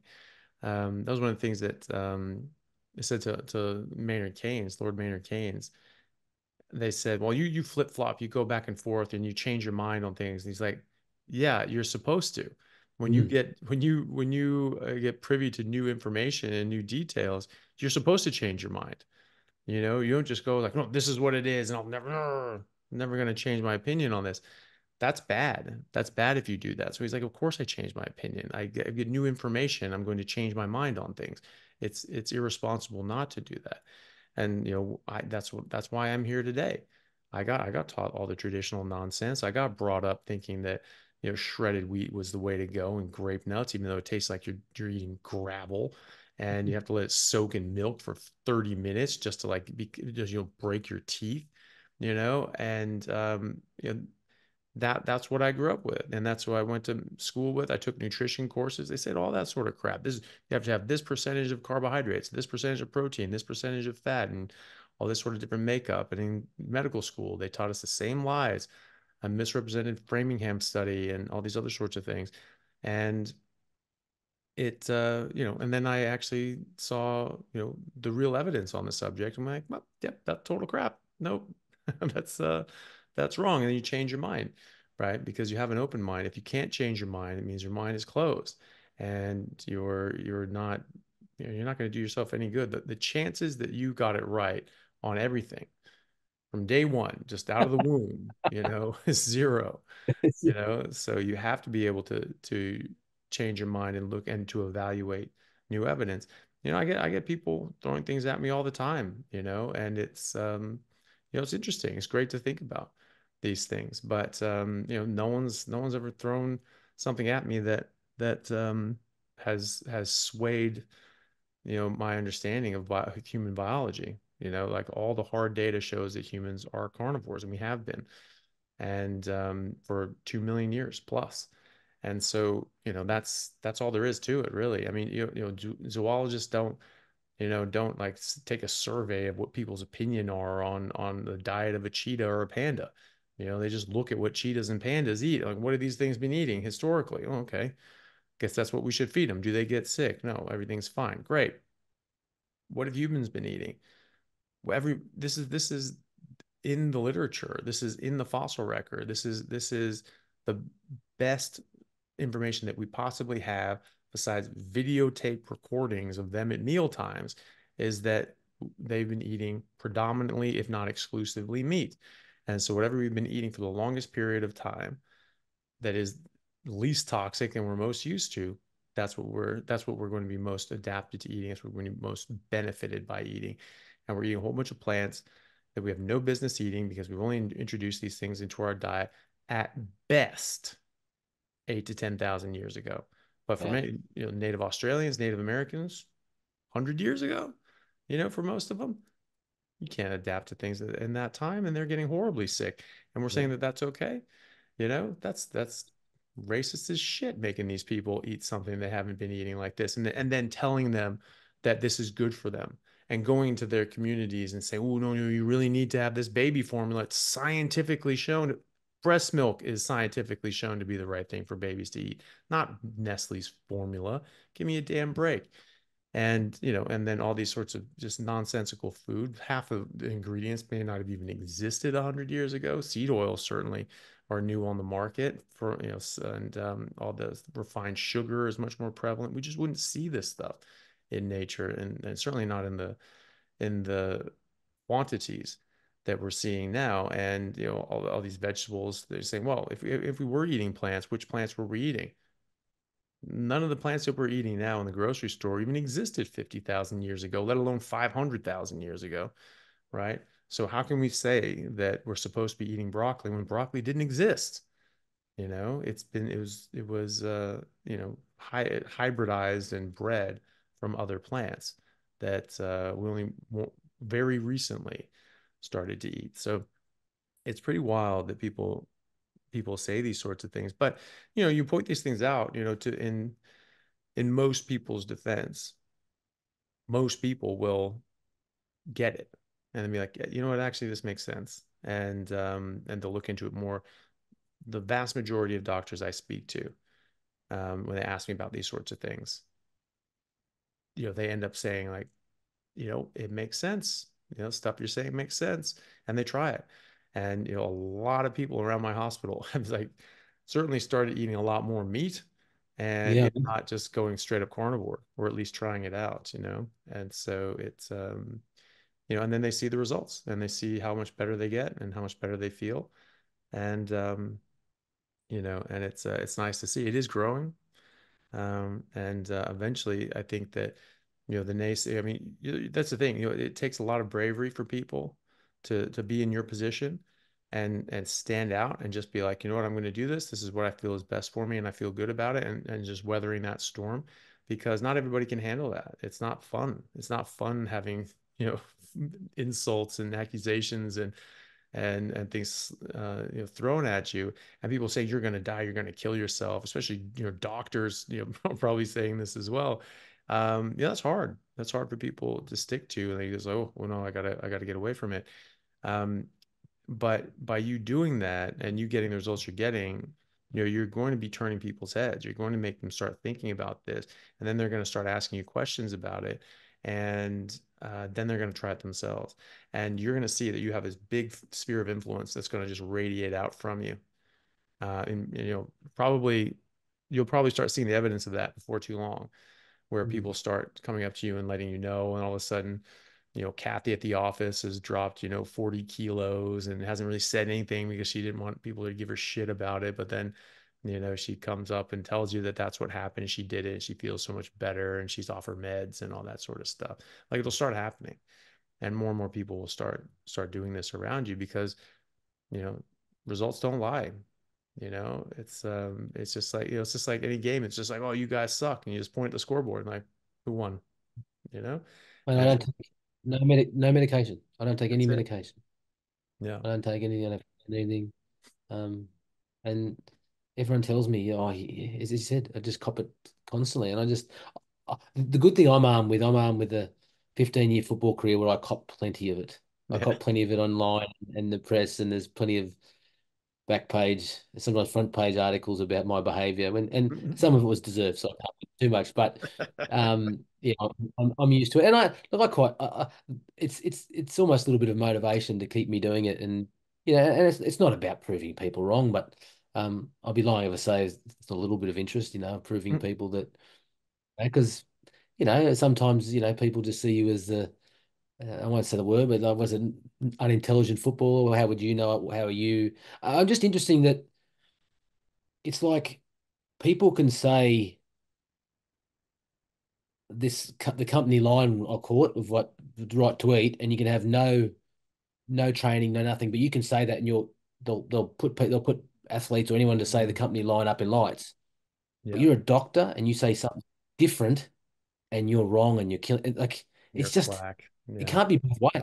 It can't be both ways. Like it's like in society that this whatever the norm is, that has to be true because it's not true. What else is not true? I don't know. Maybe that's it. What Mhm. else isn't true? And people are scared of that. And I guess food is, people are very protective of their food. You know, very Yeah. protective.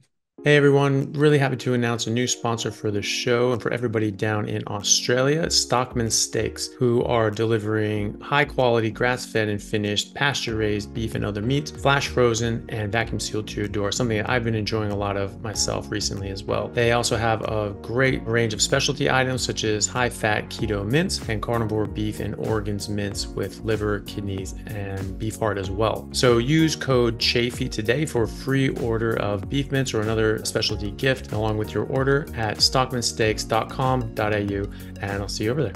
Thanks, guys.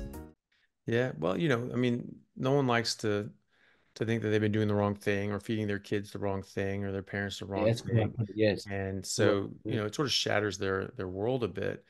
And um and that's understandable. But what's worse than having fed your kids the wrong thing and yourself the wrong thing for all this time is keeping your head in the sand and continuing to do so. Once you find out that like, ooh, actually this isn't good for me, this isn't good for my kids, I need to change this. Instead of saying, no, no, no, no, I've refused to believe that. So then you continue feeding your kids things that are bad for them and can potentially hurt them. Like, that's on you at that point. I mean, you're just following the best advice that you can up until a point, and then you find out alternative information. You are responsible for your it's your responsibility to evaluate that and to really seriously think about it and see like, okay, do I need to make a change? If not for my sake, for my kids' sake or my parents' sake. If your parents are sort of getting older and sort of moving towards nursing home sort of situations, then it really is important that you evaluate these sorts of things differently. And we have people that are actually reversing Alzheimer's and dementia and getting people out of nursing homes and getting them back home wow. independently. It's absolutely wild putting them on these diets. And that's actually That in the round, literature. Sorry? is that around like I don't know a lot about this, but I'm asking the question. Is that around that diabetes 3? Is that what they call it? Is that Yeah. what they're talking about? Is that I Yeah. don't know a lot. I'd be interested to say, that's really amazing because that's game change. Like Mm. I've seen dementia personally, and I've seen not so much Parkinson personally, but obviously seen it. Hmm. And to reverse that through diet is just incredible. And Yeah. that's what they call diabetes 3, or is that not a correct term? Alzheimer's is now being called type 3 diabetes. Yeah. Okay, yeah, yeah, Yeah. okay, yeah. And then, yeah, PCOS, polycystic ovarian syndrome, that's being called type 4 diabetes. Oh wow, I've come to start calling cancer type 5 diabetes, wow, and that's because when your insulin goes up, it stops autophagy. People say you need to fast for at least 72 hours and go through autophagy. What is autophagy? Autophagy is you're turning over older zombie cells, and these different sorts of things aren't working right, maybe precancerous, but also they swap out the internal organelles inside the cell. So the different sort of working parts inside the cell are called organelles, sort of like the organs of the cells. And autophagy, you can replace those things. Now, people say, like, well, when you're starving yourself and you're not eating anything, your body needs to scavenge and gets these old things and uses those as energy. That's complete garbage, because what happens is they take those little mitochondria that are all damaged and broken, they chew them up and they take those resources and they make new mitochondria. So it's not that they're actually using energy, they're expending energy. They're not taking that and cannibalizing it to then burn as energy. That's not what happens. They replace it with a new, better, faster, stronger, younger mitochondria or other sorts of organelles as well. And so that's just normal housekeeping. And so that's just your normal, what should be your normal housekeeping on swapping out these older damaged mitochondria and other organelles and cells and things like that. When your insulin is up, when it's elevated, it blocks that. It blocks autophagy. So now you can't replace these damaged mitochondria, these damaged organelles, these precancerous cells, these zombie cells, these other sorts of cells that aren't working properly. And so they build up and they get worse. And one of the things that Professor Otto Warburg, who's a Nobel Prize winner in medicine and physiology, showed 100 years ago, or at least a solid 70, 80 years ago, was that if you have healthy mitochondria, you cannot get cancer. Right. Wow. Because it's the mitochondria being damaged that cause cancer. Because the mitochondria are like the workers inside the cell. They actually move around inside the cell. They create energy, ATP, but they go to this receptor, dump out ATP to turn it on to shoot out this neurotransmitter. Then they go over here and turn this, shoot out ATP to stop this process. And then go over here and go over here. And they've got hundreds or thousands of these things in your cells running the cell, like little factory workers or sailors on a submarine just going around and running the ship, right? And so when they slow down and start breaking down, things starts getting disorganized. You start getting signals late, not enough power, day late and a dollar short. They're getting there a bit late. They're not able to produce as much energy. Things just start slowing down and getting a bit clunky. But it's the mitochondria. When a cell's trying to divide, it have this signal that says, hey, we're going to divide now. If things aren't right, it's the mitochondria that stop it. But it's not like they say they have to give the approval and the okay. It's they have to physically stop it. There's something going on. They go, no, no, no, this isn't happening. And they prevent it. So if the mitochondria are damaged and just shelled, that which is what happens. It's called crystallysis, where the cristae, which is like the internal membrane of the mitochondria, is just gutted. It's just destroyed, and they're just these just floating ghost ships. They're just dead. They can't do anything. Um, when that happens, they can't stop the cell from dividing. So it just starts dividing and dividing and dividing and get unregulated cell growth and division, which is what cancer is. Also, when a cell is too damaged and it needs to shut itself off and just kill itself, right? It's just become too damaged because it hasn't been able to go through autophagy and be able to replace these different sorts of organelles.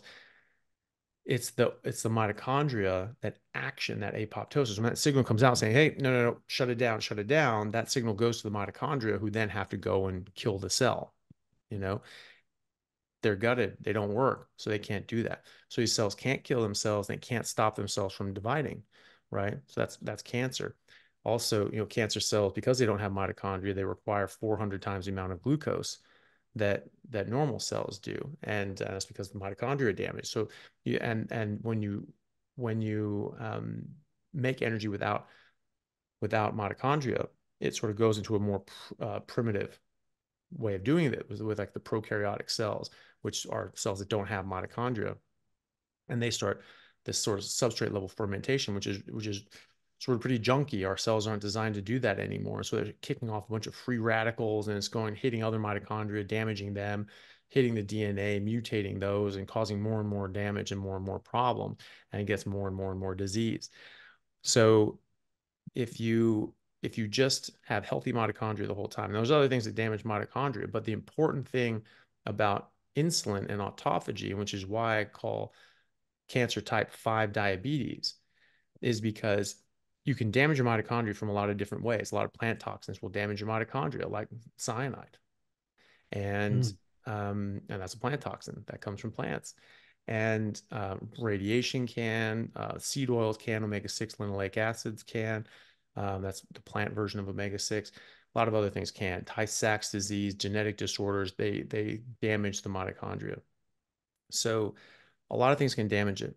But if you have low insulin all the time, and you're able to go through autophagy constantly, you are much better able to recycle out those mitochondria before they get so damaged that they can't function properly, and you get other sorts of metabolic distress and dysfunction, but also cancer. And so you'll keep those cancer or those mitochondria healthy so that you can never form cancer cells in the first place. And that's why I call that type 5 diabetes, because if your insulin's low all the time, you'll always be going through autophagy. You'll always have healthy mitochondria. You won't be able to form cancer, just like Otto Warburg showed. Professor Thomas Seyfried from Yale, and well, he did his postdoc at Yale. Now he's at Boston College. Really bright guy. I did an interview with him. If people are interested in the whole cancer um, Yeah. biology side of things, you should watch that interview that I did with him. Um, he continued Otto Warburg's work, and he actually proved what Otto Warburg showed in other ways, sort of physiologically, biochemically in the cells, which is we have different technology now. Now we can go in and we can actually pluck out the nucleus of a cell. We can take out the mitochondria. We can put it in other cells. We can swap it around. So, Warburg wasn't able to do that. Now we are. Now we can. So he did something called the nuclear transfer studies, which is he took the nucleus or the nuclei out of cancer cells. Now, first of all, when we talk about, well, cancer is a genetic disorder, right? Well, it actually, no, it doesn't look like it is, because you can have a tumor that has all these billions of different cells in it, and not all of them have genetic changes. Only some of them do. And so some of them have no genetic changes whatsoever. And there are entire cell line, there's actually entire cancers that we know about that don't have any genetic changes in any of their cells, right? So how can this be a genetic issue if there's no genetic changes whatsoever, right? We think that the DNA runs everything, right? It's like, well, that's the center, that's the brain. Well, no, actually, it's the blueprints, the mitochondria of the brain. Mitochondria are the architects and the builders who are using the blueprints to, build the building, right? The blueprints can't build a building, right? Yeah. You got a bunch of aliens looking down on people, building a building on a construction site. You have all these people looking at this maps going, oh, that's the brain of the operation. Everyone's centered around the blueprints. And then they go off and do what they're told from the blueprints, right? Well, no, actually, that's what we thought. We looked at the nucleus and said, oh, that's where all the information is, right? Well, that's where the information is. That's not where the brains of the operation are. That's the information, and you have all these different things coming off in the yes. There's different ways that different proteins get built from the DNA, but it's the mitochondria that use it and do something with it. So when we sort of discovered DNA, they just said, "Oh, everything's DNA now." But Warburg, prior to that, had actually shown that it was mitochondria, and they just sort of washed it away by saying, "Nope, everything's DNA now." But there are entire cancers that have no genetic changes whatsoever, and other cancers don't have genetic changes in each individual cell. Most of the cells are actually normal, but they all behave as cancer. Why is that? Every known cancer has damaged mitochondria, every one. And so he did something called a nuclear transfer study. She took the nuclei out that actually had the genetic changes, the genetic hallmarks for cancer. And this is actually was taught to us in medical school, was that you have this one little tick, and all of a sudden and that's full cancer and just goes crazy, and it's just monoclonal. It's just a clone of itself, and it just spreads throughout the body. But that's actually not true. A lot of those cells have no genetic changes, and a lot of these cancers don't have genetic changes at all in any cells.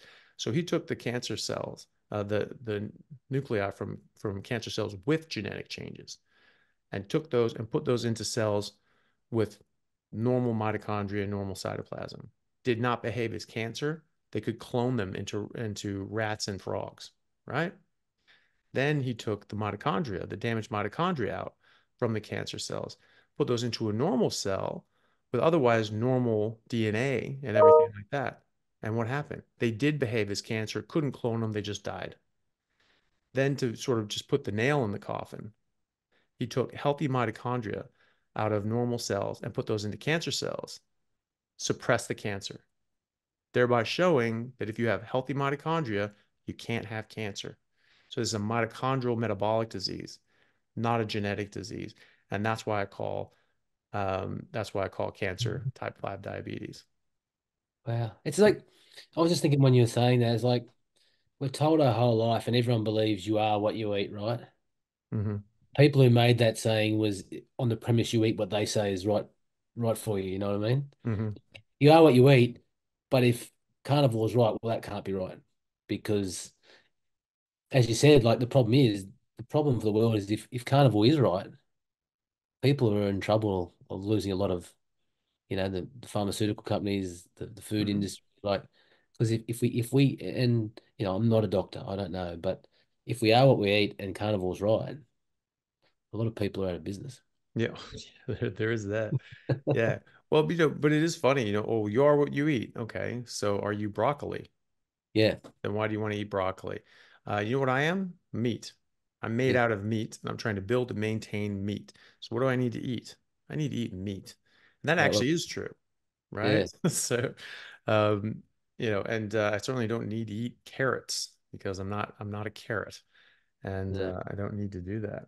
So that Uh, moderation, everything's okay in moderation, but why so would you have? I think I heard you say on the podcast, everything's okay in moderation, and you said something like smoking or drugs. You don't have them yeah. like if it's bad for you, it's bad for you. It's not Yeah. moderation. It's Well, either yeah. bad or good for you. Yeah, well, I always try to, I always try to take those sort of silly statements and extend them out to their Yeah, logical like you do. conclusion, right? So it's like, okay, so smoking in moderation, drinking in moderation, what heroin in moderation, child abuse in moderation, Yeah, adultery in moderation, genocide in moderation, everything in moderation. Everything, probably not everything in moderation. Like some things in moderation you can get away with, and it's not going to harm you too much. But no, not everything in moderation. Thank you very much. There's some things that are just bad, and you just don't want to do them. You want to avoid them. yeah, I like that. Yeah.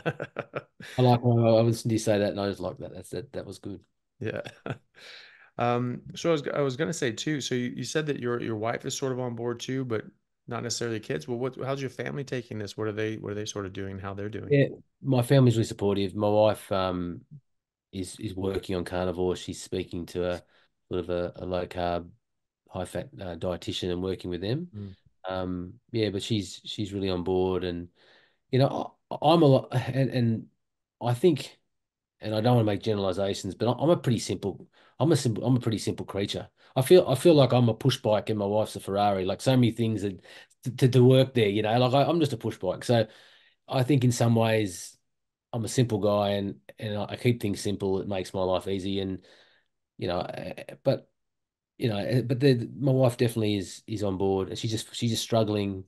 She did the 30-day with you, the 30 or the 90-day, I think it was, and she Oh yeah. really enjoyed that. She did that, really enjoyed that, Oh and wow. liked it. Nice, nice. And she's just working on it, and she just look at look like my. But I think on the same token, my journey was a 12-year journey to get here, you know, Hmm. and even I started keto in January 22. So I've really been over 2 years to get here. It hasn't just, although I started carnivore I didn't just start carnivore flat in August 23. I had a lot of build up to it, and had a lot of evidence of other things not working. So I was, they call it the gift of desperation. I had that. I'd tried it all. And so I had that gift of desperation. So I was able just to run with, I was willing to try anything, to a certain extent. So um, I think it's a journey. And I was so glad Alex, who sort of helped me with keto, he didn't push carnivore. He knew that it wasn't the way to sort of get me into it. He got me into it through ketogenic keto diet, and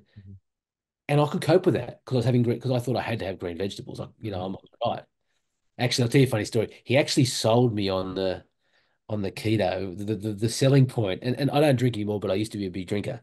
So I really he goes, and whether it's true or not, I believed it. He said one potato is the equivalent of 32 pure blonde beers, a low carb beer, in sort of carbs or whatever it is. And I Yeah. went, Wow. wow. And if you say it like that to a guy like me and many of my friends, it's like, I know I'd much prefer 32 pure blonde beers than one potato. Now, whether it's right or not, I don't know, but it just put a point to me that, well, starchy, carbs aren't good for me. They're not good. Mhm. And there's alcohol. I'm not saying that like you're not gonna have Mhm. 32, but it was able to get me started and go, right, I don't need those vegetables. I stick to my green veggies. I have my meat. I have my high fats. And yeah, I didn't do it properly at all. It was protein bars. There was Diet Coke at times. there was some, bad choices that way. But what I didn't do is I stayed away from carbs. That's what I stayed away from.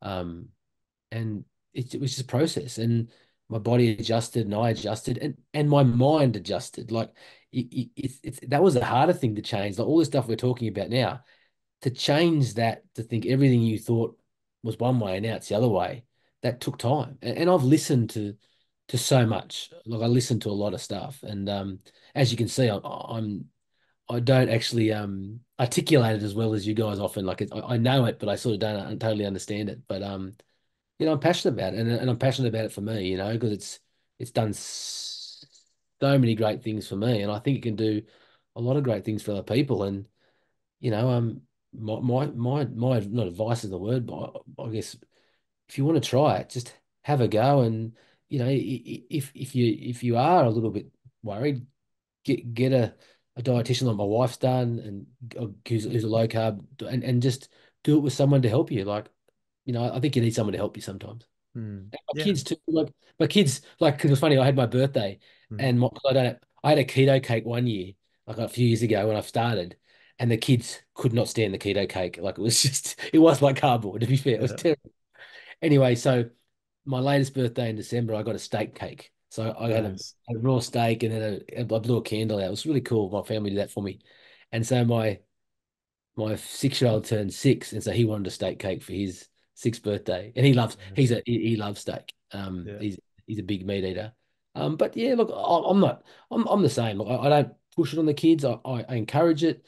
I like them to have meat. I like them to have eggs. They eat a lot of them too.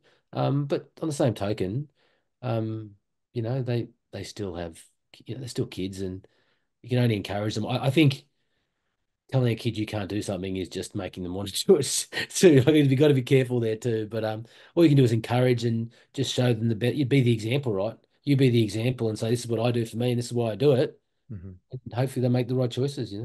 Hey everyone, if you need a little extra help getting started on a carnivore diet and my online resources that I have for free aren't enough for you, you can go to www.howtocarnivore.com and sign up for a 30-day carnivore challenge where you'll have online resources, group support, weekly Zoom meetings, as well as the ability to chat live with myself, Simon Lewis, and the others in the challenge who can help you and support you and give you extra advice and help you along the way. So if that sounds like something that would be beneficial to you, then please go to howtocarnivore.com and sign up. All right. Thanks, guys. We'll see you there. Yeah. Yeah, I think that's a good way of doing it. And especially if you're raising them from birth, you get, it's easy, but when you're sort of coming into it later, you just have to sort of ease into it. And and exactly what you're saying, say, hey, this is how I do it, this is why I'm doing it, and I think it'd be really good for you. And they're kids are designed to model their parents' behavior. Once you get past a certain age, then they're designed to rebel against their parents and sort of pull away and sort of thinking about things for themselves. But especially those early years, they really just, they're like laser focused on you about what's dad doing. I want to do that. And so you can get a lot of good done there. And then you can also, you guys buy the groceries, just a little bit less and a little bit less, and and certainly no crap and sugar Right. and all that sort of shit.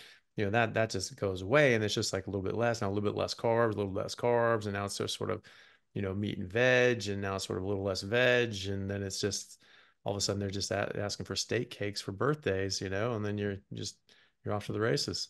And it's pretty obvious too. Like, and I think they're starting to experience now. But I said someone said to me, "Is there any side effects of carnivore?" Hmm. I said, probably one side effect, and I haven't had it too bad because I haven't swayed. I reckon if you swayed off carnivore and ate crap after your body had eaten so well for a long time, you would know it. You would, Hmm. like, that would be the side effect. And it's not really a side effect, it's just showing you what that does to you. And I think the fact we do that with kids, and then occasionally they go to a party and have an ice cream, and kids are smart, right? They if they've been feeling great and then they have something to eat and they feel really bad after it, they blame that thing. That Hmm. they're too pure. Like, it's like my son won't eat Magnum ice creams because he had one at Christmas when we were away with the family, and he got really sick and we took him to hospital because he had this the drip. He Hmm. couldn't stop vomiting, and he won't have Magnums because he thinks that's what it was. Now, whether it was or not, I don't know. But what I'm saying is that if they eat well and then they eat something that makes them sick, they know. And Mm, I know, looking back, the amount of times that I went to parties as a kid and gorged on soft drink, sweets, chips, and I'd wake up at night and vomit, like because I just ate crap. Like mm, back and go, I sort of say it's just it's so obvious now that I was eating so poorly, and it was mm, just yeah, and I it's just yeah, it's just no, it's just I've said enough of it, but it's just I'm just glad that I've and just I said I'm grateful for people like yourself and other doctors and mm, who are who are able to tell people because without that, how would I have known or changed? mm, It takes one, it just takes people to start doing this. And as you said, it's not as long as you know you can make the decision. Like it's not, no one's saying to eat this or don't eat this, but mm, at least at least eat what you eat by knowing the truth. Don't eat like there's nothing worse than eating or taking. It's like smoking when it was back in the day, like years ago. They had ads saying it was good for calming your nerves and it was good for you. Like that's terrible. If they knew that was bad for you, and then there'd be no one who would disagree that what they said was smoking, that it was so bad, it was good for you, and then people died and became addicted. No one looked back to that now and says, "Oh, that was all," you know. They said that was mm, terrible. So mm. I don't know how it's any Yeah. different. And so at least if you Mm, know, then you can make the choice you want. Like there's plenty of people who know there's certain things bad in their life, but they make the choice because they'd rather do that. That's fine. But at least mm. know, you know. Sorry, Yeah. No, repeating you're myself. right. I even saw on I was reading up on the Tour de France and sort of seeing what they were doing and or in the early days they're actually eating like a ton of meat, but it was basically like the Tour de France was like up through the mountains, but it was like on dirt roads back then. They weren't even Wow. paved. And they were on like single gear bikes, Oh my right? goodness. These were some badass dudes, Oh, right?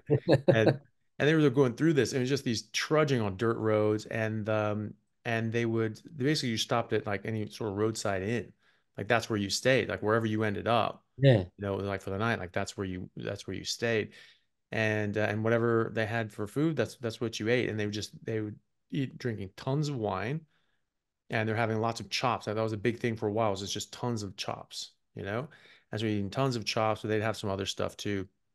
And they thought, hey, you need the chops, you need the meat for energy. But then they'd be just boozing their asses off. And then they'd all smoke in the morning. They'd all smoke a lot of cigarettes and drink wine because they thought that smoking cigarettes would get your cardiac rate up and it would open up your lungs. We're like, oh, got to open up my lungs, get it ready for the day. So I'm going to smoke some cigarettes, and that's going to help me be an athlete. That's what they were being told, right? And then, one dude came in and he started just crushing it, just started killing everybody, just winning just every year. I think he's more like, more of these things than sort of anybody. And and he um and he was the one who first started just cleaning up his diet or not cleaning up his diet, but cleaning up his act. He wasn't drinking, wasn't smoking, and then he started introducing like a bunch of carbs, and that's what like took over. Like, oh, let's model what this guy does. Ooh, do a lot of carbs. Well, really, what he was doing was not smoking and Yeah. drinking 2 gallons of wine every night. You know, Well, and couldn't be that. no, Because no one yeah, wants to oh, lose gotta that. be No one wants to carbs. lose Oh, carbs are so that. great. And they even said there was a list of one of these guys that said that it was like so specific, it'd have like, like 47 chops and this many of this and this many of this and this many of this and a lot of wine. And it was just like, and the person discussing this was just like, given the amount of detail on how many of these individual items he had, it must have been an insane amount of wine, just like a lot of wine. He couldn't even keep track of how much he had. They were just guzzling this stuff and just waking up hung over to hell, still drunk most likely, and then getting up on a single gear bike in the freaking mountains on a dirt road and just going and crushing it. I mean, that's like something that people spend years of training and steroids and blood doping to even survive and compete at. And Yeah. these guys are doing it on a freaking one gear bike in the dirt and drunk off their ass. Like it's just, you have to, I honestly am just so impressed by these guys, honestly, like, to be able to do that in those conditions, drunk as hell, smoking cigarettes the whole time. Like, I mean, those guys are my heroes now. Like, seriously. Yeah. So just one other question too was, have you spoken to other athletes about this as well? Have you tried to talk to sort of the next generation of players about fixing up their diet in this way? Because there actually are a lot of players that are moving to this. There's a lot of pro Aussie rugby players, certainly in league, they're changing to this. There's some All Blacks that are doing carnivore now. Oh, yeah. And I heard that the Frank brothers were, and like one of the Franks was a prop. He's like No, 38, no, and he had obviously. just got So signed on. Owen's playing, yeah. So Owen's one of the greatest tight ends I've played against. Owen was a fantastic. He still is. He's fantastic. He's 38. Mm, So I know Frank's brother as mm, well. I played against. There's not many left that I played against. So there's yeah. only a few. So there's the James Slipper. There's Owen Franks, and Owen was he's 100 Test All Black. Yeah. There was Carl Heyman before him, and then there's Owen Franks, like the legends. And Owen Franks gets talked about by current English pops of what he did. And Mm, didn't know he was Carnivore. So I said that makes that's sense. what I've Like heard. Yeah. I'll have to reach out to him because he does a lot of scrum. He does a lot of scrum stuff online. He calls it Iron Bark and sells products for way to scrummage and individual work. It's really cool with Jason, the All Blacks coach, scrum coach. So no, I haven't. Like it's sort of I guess because I'm not involved in rugby as much these days. Mm, Just with a small family, a young family, and I've got big kids and little kids, 24 and 21 and 6 and 5. So I've got my hands full. And I travel a lot for work. So I travel a lot for work. And so that's the other thing too. The good thing about traveling is that's why I have a lot of bacon and eggs sometimes because you just can't get steaks for breakfast. But anyway. But mhm, no, I think I'm really keen to hear that. Like I'm really keen to hear more about professional athletes trying it, 'cause I think it to be a game changer because other than front rowers, most people want to stay as lean and as big as possible. There's not many people in sport who want to carry excess body weight. So mhm, if you can, especially in league, if you can build up as much mass as possible without carrying less, because you're such a brutal game with such an aerobic capacity, the 10-meter rule. Running backwards. I don't know if you've ever run backwards, but when you're 125 kilos and you run backwards, it is one of the hardest things to do on your legs, barring soft sandhill runs. That's crazy. mhm, So I'd be really keen to see. I think it could change a lot of players, and I want to. Um, I actually want to go to teams. I think mm, if a team could get someone in and just to get everyone buy-in, it might be difficult. But if you could get a whole team to do it, like, it could be incredible. Like if you could get everyone to do it and prove to them that it's not going to limit their performance, it's actually going to help their performance. And I think the great thing is I've listened to like the stuff that I listen to that makes me think it would be, and I'm not an expert, but the whole thing that Alex told me about, and you probably could say, is that you can only carry 2,500 calories of glucose or glycogen. You just quote me on mm, that. But you have like lean people might have 100,000 calories of fat on them. So you've got an unlimited fuel tank yeah. versus a tank that, 2,500 calories is not a lot. That's not going to last you a game of football. No, I wouldn't Mm, imagine at all. Like I wouldn't thought, at a high rate as a big bloke. So what could that do? And the fact that Alex ran 5 marathons in 5 days, mm, fully fasted, proved that. I was speaking to him earlier, and I said, you've got to prove that it can, because the question I've seen him do another podcast where they question, well, you've done that, but how would it go on elite performance, like running him in 3 hours or whatever, like mm, running them faster? And he was saying, well, I don't know about that. I said, and he goes, well, what if I did it on heart rate? I said, that's a great idea. If you could keep your heart yeah. rate for a certain rate fasted or on even on carnivore, you would prove that it's actually not only, and you've probably got many examples. I'm probably going, it's silly me saying, of how it doesn't limit peak performance. And I believe it wouldn't, but I just don't. No, it doesn't.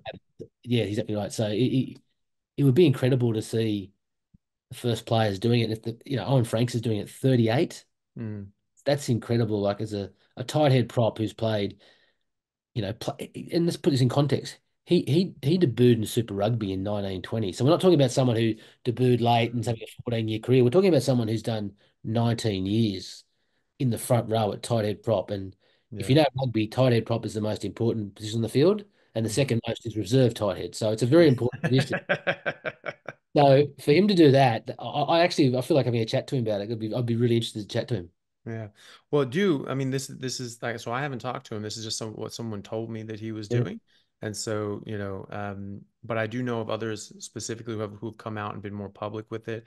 And then I know carnivore sports medicine doctors who have worked with uh, multiple players that just want to sort of keep it hush hush because they don't want other people knowing. You know, Yeah. this is free performance enhancing drugs, right? This is legal. I work with some elite athletes who have literally, and they're already elite athletes, and they will double their testosterone in 6 months on a carnivore diet, Yeah. right? I mean, I mean, that's insane. People cheat in order to get that. And that's just one hormone. You just bump that up, but everything else is coming up too. Everything else is increasing, improving, and their energy dynamics is as well. So yes, as an elite athlete, you can definitely do that. Professor Tim Noakes from South Africa, he's been showing this. He's been doing clinical crossover trials in keto athletes and carb athletes, showing you get the exact same output. And in fact, you just have an unlimited tank Yes. for the people that are on a ketogenic metabolism. And Dr. Paul Mason does a whole video on athletics and ketogenic metabolism. He actually shows studies in humans where they actually found that ketogenic athletes replenish their own muscle glycogen and liver glycogen from their fat stores faster than carb athletes drinking sugar water, right? So yeah, 100% is better. As far as a sub 3 hour marathon, these two ladies just did it as a mother and daughter, both carnivore, both fasted, didn't eat anything the entire race. They both ran a sub 3 hour marathon. They're the first ever sub 3 hour mother and daughter marathon team or whatever, and they did it fasted on carnivore, right? So and they're chicks, right? So yes, this can absolutely do it. My personal experience, I remember I said to someone, and they were getting a bit hard on me. They were just questioning me, but sort of doing it antagonized. I said, I don't want to say this, but I feel like I found the elixir of life. Like Mm, it's like the way I've trained since I've been carnivore, no muscle soreness. And as you said, that's what apparently steroids are supposed to do, stop muscle soreness so you can train more volume. mm, They probably do a lot of other things too, don't get me wrong. yeah, Well, I don't know much about them, but um, I am the issues I'm having are joint issues, and that's age, and I've got arthritis. Like I'm not having any issues with my muscles. Like mm, I have like I would do a hard chest day, and someone would grab you under there at footy training, and don't do that. It doesn't happen, yeah, and that's so my experience. I'm not a high performance athlete anymore. I've got a fused ankle. I've got shoulder recon, snapped Achilles. I've got a million things wrong with me. So I can't say from that, but I see how I perform in the gym at training to failure, and it's incredible. yeah, yeah. I don't get sore anymore, No, unless one cup of coffee sore for 2 days, wow. and that's why I don't drink coffee, I gave it up for that reason, coffee too. But the other thing Yeah. was too the cramps. I was Yeah. cramping with coffee and carnivore. Now that's Mm, eight triple shots of coffee. I'm extreme, but since I stopped drinking coffee, the cramping has changed massively, like mhm. massively. Yeah, it's been a big and that's a real big reason not to go back because I don't want to cramp up. No, no, yeah, definitely not. Yeah, I mean, coffee it dehydrates you and it strips magnesium out of your body, so it's this like this Yeah, perfect storm for cramping, yeah, So yeah, that's probably one of the things that pisses off people most on the internet yeah, is when you say about cramping. You say I don't cramp. He's like, shit, you cramp. It's like I don't actually. Like all you have to do is stop eating plants for 2 weeks and you'll see as well. You don't get sore. Or sorry, yeah, you don't get sore. Yeah, you don't get sore afterwards. That pisses them off when I tell them I don't get sore. It's funny to me that's the one that triggers people the most. yeah. Yeah. Like if people are like, as I said before, I think if you don't want to go full way, just start making changes so you're getting closer to it. Like it's Mhm. just if you want to have a cup of coffee, have it. Like I had coffee. Like it'll happen over time, but it doesn't mean you don't start something because there's one part of it you disagree with. Like it's just do it with the way. Just like I don't understand people who they have to have it perfect. It has to be 100% they believe in, or they won't try it. Mhm. Like if something's going to make you better, try it. What have you got to lose? Try it Mm, and make your own mistakes. Have your 8 frosty fruits and get gout. Have coffee and cramp up. And then go, hey, well, I'm not going to have coffee anymore. Make all the like that's the best thing I've done with this. I've made all the stupid decisions. Have too much Diet Coke, which is terribly for you, and that's terrible stuff. I've done all that. Like, make a mistake so you can get to where you need to get. And gee, it's like what you said. Like, oh, just because you can't get grass fed doesn't mean you don't do it. Like, don't be crazy. You don't be mm, crazy. yeah, definitely. Anyway, I'll get a bit passionate. Yeah. Yeah. Well, that's awesome, man. Thank you so much for that. Are you on social media or anything like that? How can people find you? Yeah, I'm on LinkedIn. I'm not on social media as such. I haven't Good. really got Instagram or Facebook. I don't really, like as I said, I'm not really in this space other than living the lifestyle. I'm Mhm. not I'm not an advocate. Maybe I am, maybe I don't know, but I'm not. I've got a full-time job. I've got a full-time job that travels and that takes up my time. I've got family, kids. I get up at 4:30 or 5 so I can train for an hour and a bit. An hour and a half. I can't train during the day and night. I have to get up early to train and I have to Mhm. fit this in around. Like, I think that's what's making it good for me is that I'm hopefully I'll prove that you can be in the best shape of your life Mhm. by doing, by virtually eating meat, walking, lifting weights, maybe walk 5 or 6 times a week, lift weights 4 to 5 times a week, drink plenty of water, and eat carnivore, and you can get in the Mhm. best shape of your life and still have a full-time job that's 10 hours. Like, you're the biggest, like, there's no one else I need to convince more than that. Like, Mhm.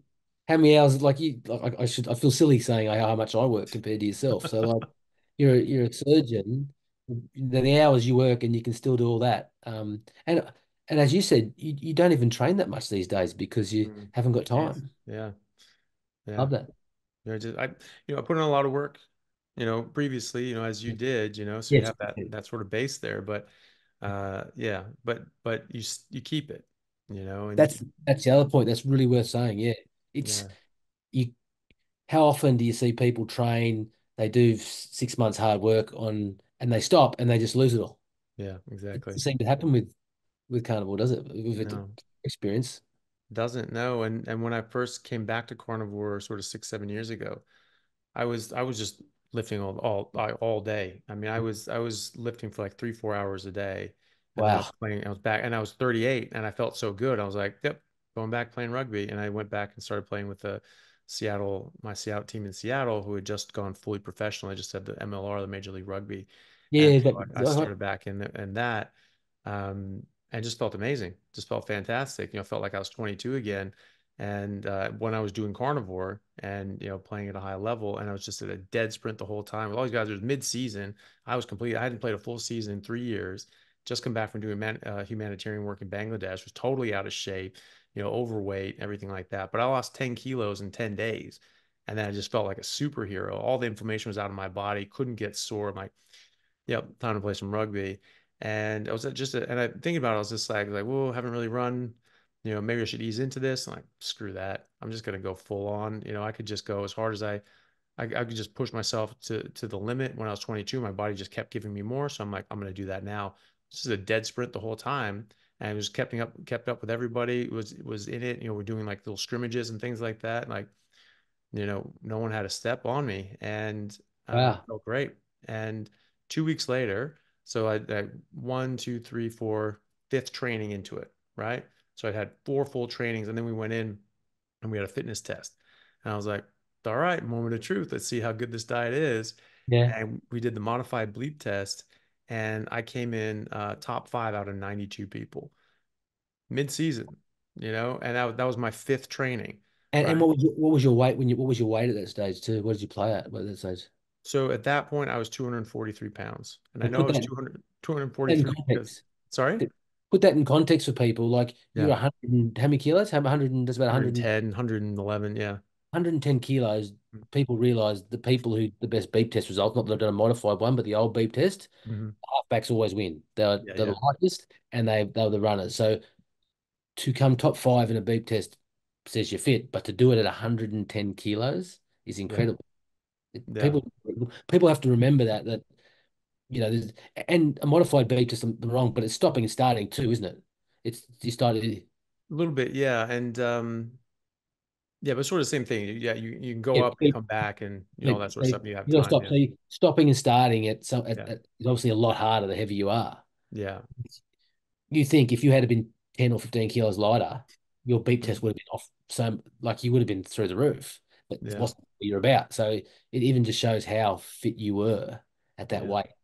Well, it was just all diet because Yeah. I was out of shape. I was really out of shape, and people were saying to me, "It's like, oh yeah, you've been staying in pretty good shape." I'm like, no, I'm completely out of shape, and I was still visibly overweight. I mean, I was still visibly had extra fat on me. It wasn't all toned up. I had some muscle on me, but like it wasn't anything like it was. And but I was just lifting weights constantly, and I was training, and I was back in training, and then I just started shredding up. I started getting I got down to like 6% body fat and I just put on just a ton of muscle but I weighed 243 the whole time. So it was just basically so all the fat that I was losing I was replacing with muscle to the ounce it seemed like because my scale only went to the nearest pound but it was 243 every single day. I'd get up, I'd pee, and I'd check the scale. It was 243 on the nose. There wasn't a single day it was 244 or 242 or 242. It was 243 every single day. I thought it was hilarious. So I checked it every single day because I thought it was so funny that it was exactly the same every single day. But I was just visibly transforming in the mirror. And I was just eating tons of fatty red meat. And I just felt great. I just felt like a superhero. So I'd go to training. I'd lift weights for 3 to 4 hours a day, and I'd listen to books on tape and lectures and talks and things like that that I was interested in while I was just lifting the whole time. Couldn't get sore, couldn't run out of energy. I would cap myself at like 20 sets. So I do like 20 sets of bench, 20 sets of dips, 20 sets of flies, 20 sets of deadlift, 20 sets of squats, 20 sets of shoulders because I could and I wouldn't get sore, and I was just like, all right, I'll just just go crazy on this. And I felt good doing it. I got more energy and I felt better as I was doing it. So I was just like, I sort of didn't want to stop. I just sort of capped it there because I was just like, I had to have a limit somewhere because I could just keep going and I felt good doing it. So that was my cap. And so I put in a lot of work, especially in the first few years. And then when I was back in sort of full-time hospital medicine, then it was just once a month, once every 2 weeks, Yeah. something like that. But it maintained, it didn't really go anywhere. What's your weight now? What's your weight now? I'm a little lighter now, so I'm probably like, I think the last time I weighed myself, I was like 103 or something like that. Yeah, cool. So you I've been out still, of the gym but though. that's only like, yeah, it's like you see that like that's not a lot of weight. Like thinking you're lifting 3 or 4 hours a day, Mhm. training, eating, and you're virtually not doing much training at all. Like you're not far off. No, Like, yeah. that's not people might say 7 kilos. That's not much at all. Like, Mhm. and to be able to lift that load in a day of like it's just people will say that's impossible to do without Mhm. performance drugs. You can't lift that. You just they call what they call it junk volume. It's just Mhm. people say that, but I totally believe it because I've experienced and I can't like I haven't the time to do it like you and I have a few limiting factors like my if I lift too much my elbow goes or my the Mhm. joints and that's at the end of the day you can't I'm sure the joints are getting better through having carnivore, but at the end of the day, it's going to take time, and my joints are going to need time to get better. But yeah, that's really cool. I love those stories because it just helps me get Mhm. more motivated to keep going and keep doing it. Yeah. Well, you definitely keep doing it, and it just keeps getting 100%. better. Oh, no, I'm not going to. I think you've heard from now. There's no. Yeah. I'm not going to stop doing it. Yeah, awesome. Well, Matt, thank you so much, man. It's been an absolute pleasure. It was great to get to know you better and talking to you about all your experiences. And I appreciate you sharing it with everybody. It was great. Lovely to meet you, and thanks for having me on. I really enjoyed it. Not a problem at all. Everybody else, thank you so much for watching. I hope you enjoyed it. And if any athletes are in the house, let us know what your experience has been like with the carnivore diet, or if you're thinking about it, let us know down in the comments below. Thanks a lot. See you next time. Hey guys, thank you very much for taking the time out to listen to what I had to say. If you like it, then please like and subscribe to my YouTube channel and podcast. And if you're on YouTube, then please hit that little bell and subscribe, and that'll let you know anytime I have a new video out, which should be every week, if not more. And if you could share this with your friends, that would help me get the word out and let me know that you like what I'm doing. Thanks again, guys.